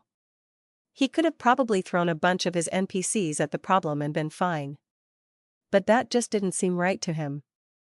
Besides, Dave was right. This was going to be epic. Wha? Hell yeah. Dude. Seriously. Calm down. Shaggy muttered. Come on, dude. This is epic. Shaggy could picture Dave's smile beyond the flat blue mask that covered the player's face. His voice came out surprisingly clear through the metal-like material. Although Shaggy thought Dave's armored form seemed bulkier than the last time he saw it. Also, Dave had 2 new protrusions sticking out of his forehead now. Shaggy guessed they were tiny horns. Though he couldn't guess at their purpose. Dave slammed his armored fist into another bunch thug and the guy went flying across the street. Slamming into a mass of bodies. More thugs filled the hole quickly, and Dave returned to ducking and dodging as he cackled happily. Shaggy let a wild haymaker slam into his chin so he could grab the arm. He spun, lifting the offending fist and its owner into a whirling spin. Shaggy heard loud grunts as the body slammed into other various thugs. But a ripping sound made him slow to a stop. As he did, Shaggy realized that his improvised cudgel was now significantly lighter. Dude, do you have to maim everyone? Shaggy threw the severed arm into another thug's face as he shrugged. Not my fault these people are so squishy. You'd think with their animal characteristics they'd be more durable. Dave merely laughed as he thrust a heavy blue boot into a slim snake-looking woman's chest. The blow sent the woman tumbling away. The mass of bodies around them backed away slightly and Shaggy could see several apartment buildings off in the distance. Some were on fire, but others seemed okay. When he and Dave had reached the deli, they'd immediately dealt with the guards surrounding the place. However, that wasn't even the beginning. The streets were filled with animal hybrids. All howling and yowling into the night sky. Buildings were on fire, fighting was going on in the street, sirens wailed all around. Shaggy and Dave loved it. The pair dove into the mass of bodies with gusto. They punched, kicked, and flung around the grunts of the Wild Bunch gang like they were the strongest kids on the playground. Shaggy thought he saw a few other supers flying overhead and maybe a few more in the streets. But he never could get close enough to tell. The streets were jammed-packed and Dave had thrown himself into the fight with such enthusiasm that it was all Shaggy could do just to keep up. The happy-go-lucky player didn't appear to be reveling in any bloodlust, he just genuinely enjoyed fighting. Although the way the nearby thugs flailed about could hardly be called fighting. The crowd around the two of them seemed ready to smash inward again, and Shaggy tried to get as much information about where they were as he could. They had fought their way away from the dinner, clearly. But he really had no frame of reference for where they were. The buildings all looked the same. The street signs were smashed up, and any distinguishing landmarks were behind the mass of idiots throwing themselves at them. Shaggy cracked his knuckles as he glared around. Why the hell do they keep charging us? You'd think they'd learn by now. Herd mentality, dude. Put enough people together in a heightened situation and critical thinking goes out the window. Okay, but there has to be a limit, right? I mean, I haven't been keeping complete track. But I know I've decked at least 50 guys already. Dave gave an uproarious laugh, clutching his armored stomach. Several slowly approaching thugs backed off at the sudden noise. Dude, you're at 63 and I'm up to 66. It's been a close race, my guy. When we started out, you were using your claws, which sped up your kill count, like a bunch. Why'd you stop that? Shaggy groaned. He had already forgotten about their little bet for bragging rights. He honestly hadn't expected a full-blown riot on the damn streets. Shaggy pointed a finger up as he answered Dave's question. The drones, Dave. Haven't you noticed the drones? I mean, I haven't seen much of a police presence so far. But they have to be watching things unfold. Last thing I need is them recording me slicing people to hell. But it's okay to rip a guy's arm off? Total accident. Also, aren't you already in their system? Why bother hiding? Never give them more information than they already have. I don't know about you guys, but my Evo points have been going out of control. I don't need the cops knowing how strong I'm getting. Fair. Dave said, looking around. The circle of thugs seemed to weigh up their options. Apparently, the few minutes of a break they got seemed to lessen the adrenaline in their systems. Of course, that's when a Paranaiden charged in from outside the encirclement. Their head was down and their horn was aimed straight at Shaggy. He sighed and the circle of thugs roared in triumph as Shaggy let the rhino slam into his stomach. He gave Dave an annoyed look as the thugs rushed in from all around. The Paranaiden wrenched its head back and forth, trying to get its horn into Shaggy's stomach. But all he did was tickle Shaggy's abdomen. The pair of them slammed into the ring of thugs and Shaggy was briefly buried beneath a cascade of bodies. Shaggy brought his hands up to guard his face as his would-be impaler slowed. Punches thudded against his body as the Paranaiden finished its charge and held on to Shaggy's hips. He grinned as he felt their fists slam into his armor and do nothing. He even heard a few yelps in surprise at how tough his body actually was. It was exhilarating. There was nothing these peons could do.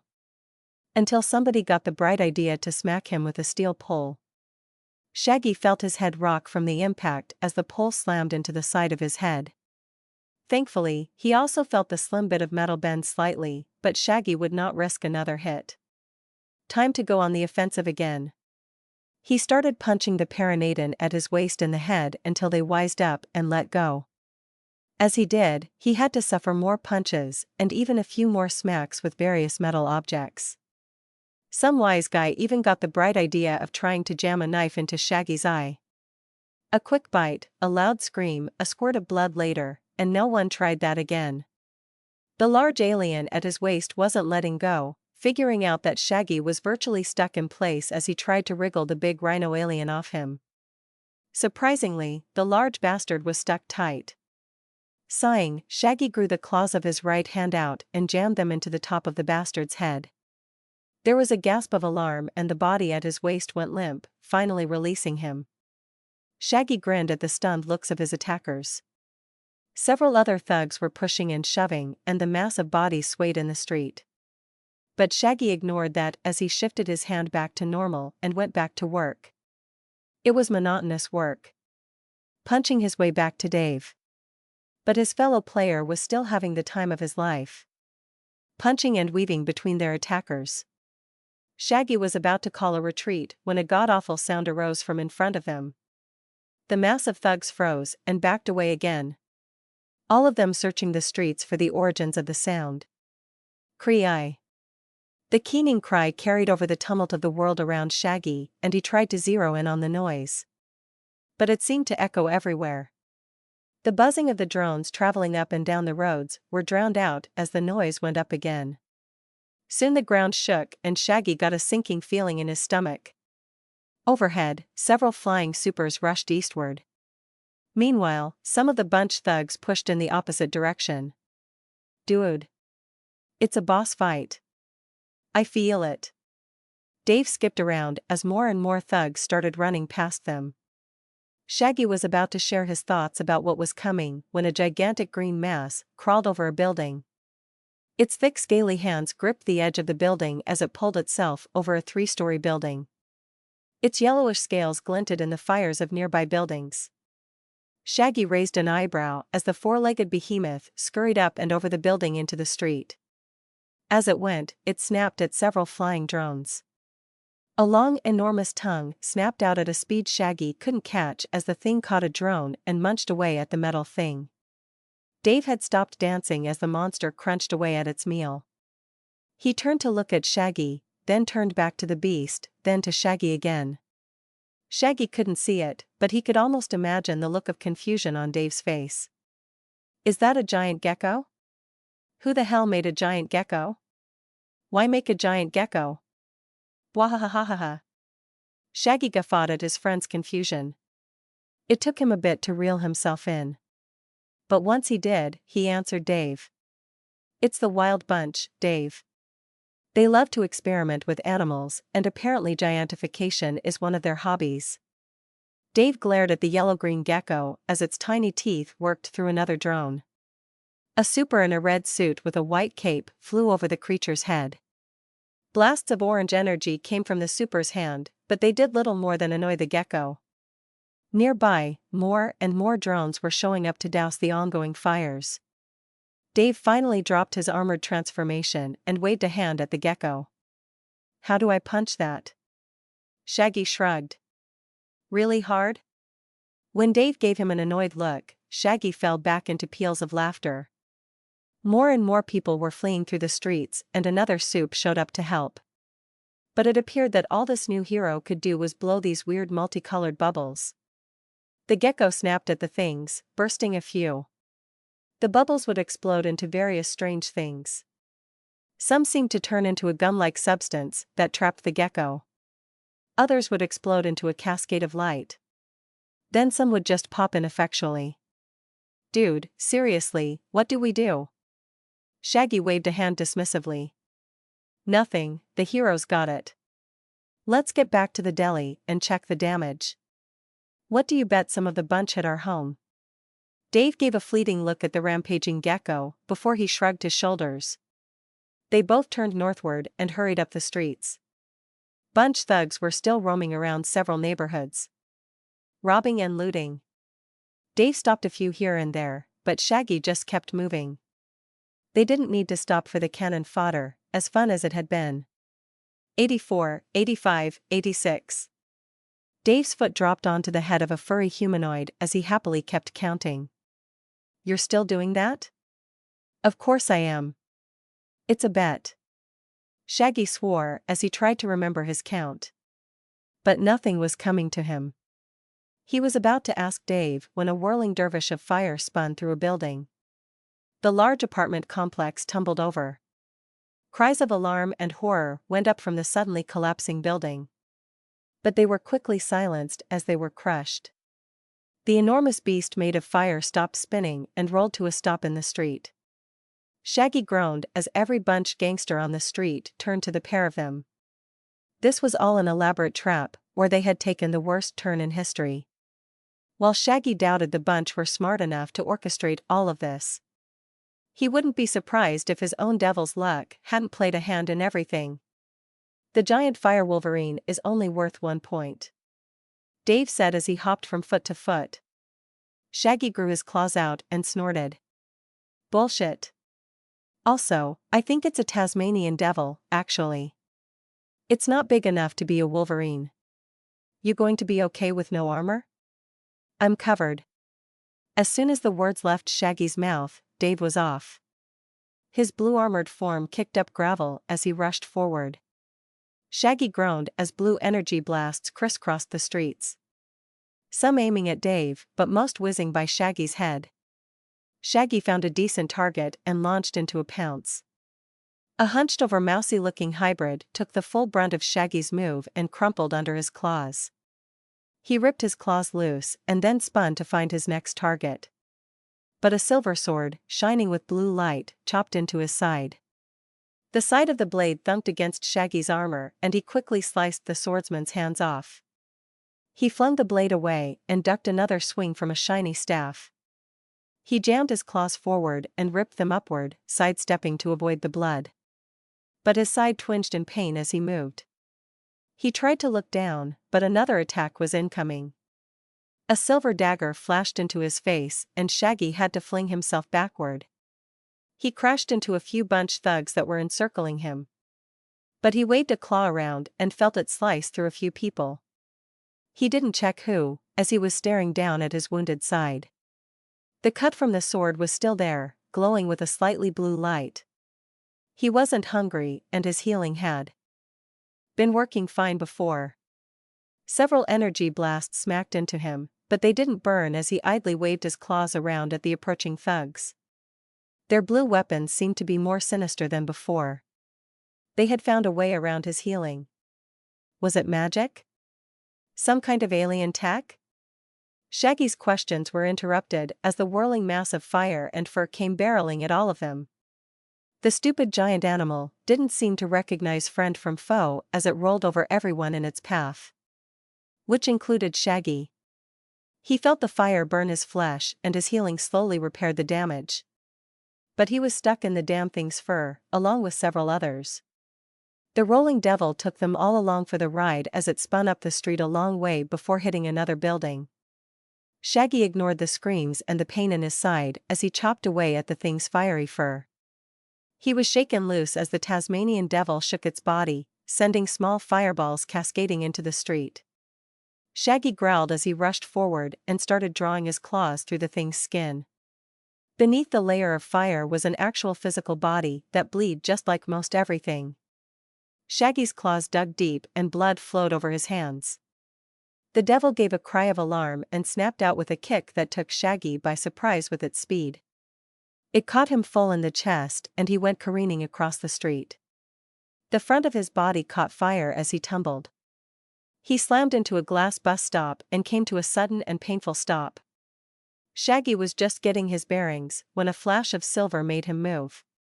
A blue glowing spear pulled away as Shaggy swung wildly at its wielder. Another energy blast rushed by Shaggy's head and he dove toward the nearest building. Several gang members rushed out of his way as he came up, claws first.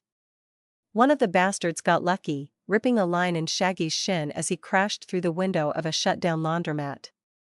Shaggy slid on the tile floor and winced as he got back to his feet. The bunch thugs were crowding the entrance trying to get to him and he took the precious seconds to catch his breath and check his side. He noticed the wound was getting smaller, but at a much slower rate than usual. He briefly wondered if eating would speed things up a bit. But the sound of something being thrown made him glance back up. A dagger was flying its way toward him, and several thugs had pushed their way inside. Shaggy used his slide move to avoid the dagger and did his best to grab it out of the air. Its edge bit into his hand a little, but he got a hold of it and returned it to the overcrowded window. There was a cry of pain, but Shaggy ignored it as he backed up. Several more assholes with spears were corralling him toward the back of the store. Shaggy spotted a back door to the laundry, but if he made a break for it, he'd get stabbed again. He was weighing the pros and cons of getting stabbed when someone shouted in alarm. "It's rolling this way." There was a mad scramble of bodies as everyone rushed to get out of the building. Shaggy took the opportunity to dive out the back door. As he flew, he waited for one of the more opportunistic thugs to stab him in the back. But all he felt on his back were the flames of the fire devil burning him. The short building crumbled as Shaggy rolled into the alley. The fire devil squealed in annoyance and shook off the brickwork of the collapsed building. He briefly celebrated his escape until an energy blast hit the dirt near his feet. Sighing, Shaggy rushed northward, deeper into the alley. Blaster fire going off around him. A few of the bastards were on the roofs, shooting down at him. Shaggy made for the nearest fire escape and tried to climb. But the shooters concentrated fire on the escape and they melted the damn thing to slag. More thugs had moved around to cut him off. But Shaggy was done avoiding their freaky blue weapons. To the obvious surprise of his assailants, Shaggy threw himself at them. A spearman got his weapon up in time to catch Shaggy's shoulder. But Shaggy's own claws ripped through the man's neck. He dodged a sword thrust and clipped the man's wrist. But he took another dagger to the thigh. Shaggy growled and sliced his claws in large arcs, sending blood and limbs flying as he moved back toward Dave. With the way he was losing blood, he was going to need an assist to get home or at least someone to know he died. Along the way, Shaggy reached into his pocket and grabbed the first thing. A small stick of meat come up and Shaggy didn't even unwrap it. He threw it into his maw as he rounded the corner back to the main road. Dave was happily punching away at a group of hybrids. Shaggy tried not to grumble as he watched several glowing weapons bounce off Dave's armor. It made sense. The weapons were made to combat Shaggy and probably Shaggy's pack. But it was still annoying to see. Shaggy pounced onto the back of a thug that was trying to find a weak spot in Dave's armor. They both fell to the street as Dave delivered a side kick to a weasel-looking guy. Shaggy ripped his claws through the hybrid's chest as he stood, wincing at the pain in his body. "Dude. You're bleeding." "Thanks, Dave. Helpful as always." Dave grabbed a rabbit hybrid by his collar and shoulder-tossed him. "I mean, why aren't you healing?" Shaggy shrugged, wincing again. "This blue shit. It seems to slow my healing powers." Shaggy lifted a greatsword to show Dave before he tossed it toward the nearest thug. He heard a satisfying thunk as he glanced at his body. His injuries were still pouring blood all over his clothes. He chanced a glance at his HP bar and winced. HP, 217 for 497, multiple cuts, bleeding. It wasn't terrible. But he needed to do something. Unfortunately, the street's newest, hottest attraction was rolling at them again. Dave shoved Shaggy away as he backflipped to safety. Shaggy rolled up to his feet and sliced another dagger-wielding thug. Dave's armor form turned to regard the fire devil, but several energy blasts hit them and the pavement all around them. "You sure?" Dave asked. Shaggy nodded. "Just take out as many of those damn weapons as you can. I can at least still heal from fire." The devil seemed to pick up on Shaggy's attitude as it pawed at the ground aggressively. Its flaming feet leaving large pools of melted pavement. Shaggy gulped as he let his legs tense, and the devil ducked its head forward. Shaggy felt his feet leave the ground as the fire-covered devil tucked itself into a ball. The wolf pounced, and the devil rolled. Fire engulfed Shaggy as he leapt into the spinning Tasmanian devil. Its coarse fur was bad enough, but the fact it was completely on fire didn't help either. Then the thing spun forward, dragging Shaggy down into the street. He was squashed against the ground, but he held firm as his claws dug into the creature's warm flesh. Flames licked at his body and his clothes ignited as Shaggy's world shifted from darkness to light as the devil rolled over and over. His armor plating kept him from being totally squashed against the pavement. In fact, the rolling seemed to push his claws deeper as he kept slicing into the devil. Shaggy held on for dear life as the devil did its best to dislodge him, going from spinning vertically to spinning horizontally. All the while spitting, howling, and burning. The smell of burnt blood filled Shaggy's nose as the sound of popping and hissing filled his ear. Blood met fire as the Shaggy almost dug his way into the gigantic monster's skin. The devil did a quick turn and started spinning the other way as Shaggy jammed his claws through the first bit of bone he saw. But his footing finally failed him as his blood-soaked feet couldn't find purchase anymore. As the devil spun out as harshly as it could, Shaggy went sailing into the street. He didn't know if he was the right side up or not. But when his head hit the pavement, Shaggy felt his world go dark. He snapped into consciousness later, only to find he was half buried in the rubble of a building. Shouts and screams still came from the street, along with sounds of gunfire. Shaggy glanced at the hole he was flung through, to see Dave standing guard. The blue-armored player sent a furry-looking man sailing with an uppercut before kicking another thug in the thigh. Shaggy shook debris from his body as he stood, still covered in blood. Ow. Dave turned to look at Shaggy while countering a haymaker from a tiger man. Oh good, you're awake. That was a wild-looking ride, dude. You good? Shaggy rapidly dug into his pockets before checking his health pool. But not only were his pants burned down to almost shorts, all of his food was melted or gone. He swore loudly before it occurred to him he wasn't in as much pain as before. Looking down, he saw his wounds were all closed. The nebulous feeling of his regeneration was flagging like crazy. But all of his slow-healing wounds were closed up. Apparently, all he had to do to fix whatever magical blue shit did was burn it off. Shaggy absolutely broke into laughter. But losing his backup snacks was going to make things that much harder. As Dave brought his elbow down on some poor NPC's head, Shaggy pulled himself from the destroyed building. He briefly wondered why Dave wasn't being overrun, but when he was fully outside the building, he saw why. Yeah, cavalry arrived, like, after you pulled your cannonball trick. Dave said as he causally tossed Gorilla Thug through a mailbox. Shaggy slowly nodded as he watched a woman made of brown bark stretch her limbs. The soup used her elongated arms to slap around a few more thugs. Overhead, a man in a purple spandex suit was shouting at groups of hybrids. As he shouted, the thugs would topple over, completely unconscious. There was a bronze robot off in the distance trying to corral the spinning Tasmanian devil. Shaggy was pleased to see that the giant monstrosity was no longer spinning. Instead, it was drunkenly stumbling into buildings as it bled from a hole in its side.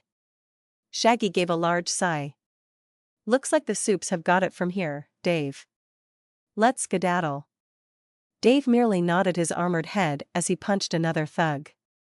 The guy seemed fine. Which irked Shaggy slightly. He was shirtless, shoeless, and damn near pantless.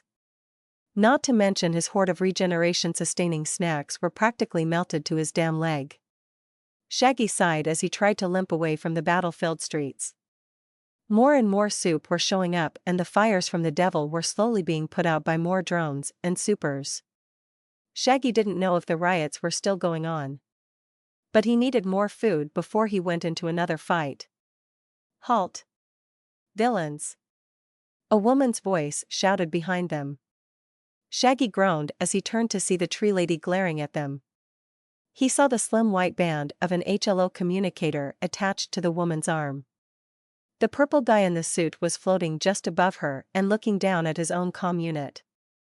A pulse of blue light covered both Shaggy and Dave as they were scanned by a fast-approaching drone. Shaggy Robertson. Wolf-like shifter. D-tier threat as rated by the liaison offices. Wanted on counts of murder, theft, assault, destruction of public property, and trespassing. Purple suit said. And his friend? No records. Which means he is an unregistered vigilante. Tree lady grinned. Her sharp, white teeth, disturbingly offset by her bark skin. Looks like we have to take both of you in. You going to come quietly, or is it going to be option 2? Shaggy grimaced as the aggressive lady cracked her knuckles. The normal cracking of the action was completely covered by the sound of snapping bark. He looked at Dave. The armored player was holding up both arms in surrender. Shaggy gave the dude an incredulous look before he grew his claws. Seriously? Shaggy asked Dave, ignoring the soups. Dave dragged his arms down slowly. Sorry. It's a reflex. Shaggy's words got caught in his throat as a sudden tree branch slammed into his chest. He grunted as he was, once again, sent sailing further down the street. Damn tree lady had sucker punched him. He would have been impressed if he wasn't absolutely livid. The tree-like fist in his chest kept shoving him through the air until he slammed into the pavement. The bark grew around him, obviously trying to contain him. Off in the distance, he heard the purple man screech. The brown bark gave way like paper and Shaggy hopped to his feet. The tree lady was retracting her arm as she glared at him. Shaggy followed the slow-moving arm back to its owner as he noticed Dave leaping through the air to get to the flyer. The human tree rushed Shaggy, her sharp teeth grinning madly. Shaggy waited until she was in range before going for a pounce. His thigh muscles tensed and he kicked from the ground, sailing toward his target. His speed took the soup by surprise as he slammed into her chest and started slashing away. They both fell to the street and bits of wood went flying as Shaggy continued to swipe. But there were no screams, and Shaggy swore he could still see the woman grinning away as Shaggy cut into her. A flash of brown out of the corner of his eye made him dismount from his target and roll away. He got to his feet just as the woman's right arm retracted back to her body. She had formed a large spike out of her right arm and her left had become a chunky-looking shield. Shaggy sighed as he shook out arms and legs. He really didn't need this right now. They still needed to get out of here. Drones were in the air, the street was on fire, and more soups or even more of the wild bunch were bound to show up soon. Not to mention his healing was low. Bark Lady threw herself at him. Apparently tired of waiting for him to make a move. She thrust her spear arm at his upper thigh and hid behind her wooden shield. Shaggy sighed and slid to the side. Gripping her dominant arm, Shaggy spun and hip-tossed her onto the pavement. He brought both claws down toward her chest. But the dazed soup had enough presence of mind to get her shield up. Shaggy's claws sliced through the wood and continued downward, but the time the shield bought was enough for the soup to roll away. Shaggy kicked ineffectually at the tree woman's rolling form. Shaggy growled in aggravation. He really didn't want to wolf out for a simple fight. But he was going to have to if he wanted to finish things quickly and get away. Up above, Dave was holding on to the sound guy's legs and trying to crawl up the man's body in midair. Apparently, the supersonic screams were not working on good old Dave. Shaggy did his best to keep from grinning at the scene. Off in the distance, the fire devil was roaring its death throes and smothered fires filled the streets with smoke.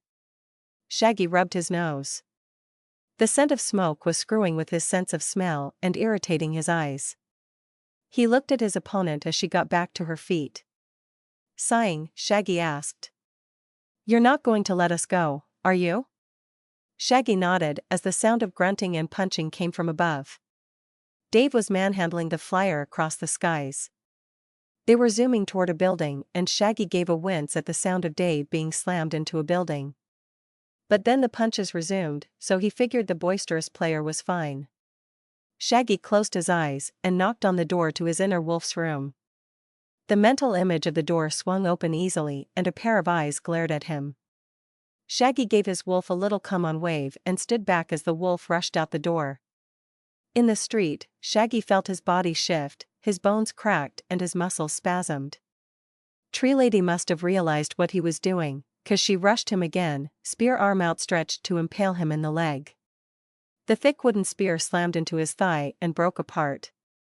Shaggy could only grin as his muscles burst outward and his skin grew furry. As Shaggy dropped to all fours, a loud thud came from further up the street.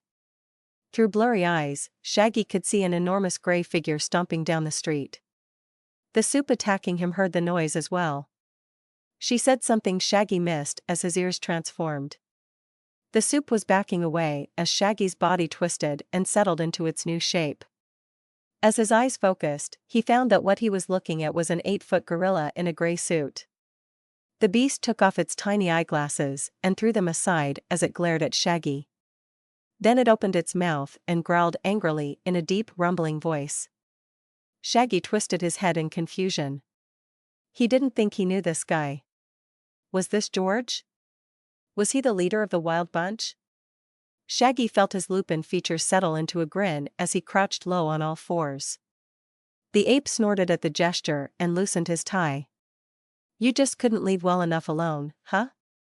This is my territory. I own this kingdom and no one is going to take it from me. Especially not some jumped-up wolf." George Allen. Hyper-intelligent ape. C-tier threat as rated by the liaison offices. Leader of the West Side Lampers. Wanted for multiple crimes, including murder, theft, assault, and drug-related offenses. Dave and the purple guy came hovering back their way as he and Tree Lady squared off against the big ape. Dave seemed to see what was happening as he dropped from the flyer's back. But Shaggy wasn't ready for the onslaught of exclamations Dave made. Shaggy groaned as he waggled his massive head. He gave a short yip and pointed his muzzle at George. Dave started for a second at the big ape's appearance, but afterward he started cackling. Ha ha ha ha, oh my lord. That is epic. A showdown between a wolf and an ape? This is going to be great. You want some help? Shaggy rapidly nodded his head as the ape sneer grew deeper. Dave got into a fighting stance as the purple flyer still hovered overhead. The two soups were having a whispered conversation into their communicators. It was only because of Shaggy's enhanced hearing that he even knew they were talking to each other. They were discussing whether to get involved. Flyboy was against the idea, while Tree Girl wanted to slap both Shaggy and George around. But George took the option away from the heroes simply by snapping his fingers. A cavalcade of mutated animals charged down the street at the signal. Zebras with wings, hyenas that spat ice, squirrels that zoomed around faster than Shaggy could see. They all swarmed the street, attacking everything in their sight. The two supers swore as they started talking into their communicators. Both of them charging into the animal melee. Dave's helmeted head glanced around and Shaggy could guess that his friend was enamored with all the different creatures. But Shaggy kept his eyes on George. He had to have been wrong this whole time. If George didn't lead the wild bunch, then this war was far from over. He needed answers, and the monkey in the suit was going to give him some. Dave shuffled on his feet and shadowboxed slightly ahead of Shaggy. All of George's animals seemed to avoid them as they stared each other down. Dave was loose, Shaggy was poised, and George looked pissed as they readied themselves.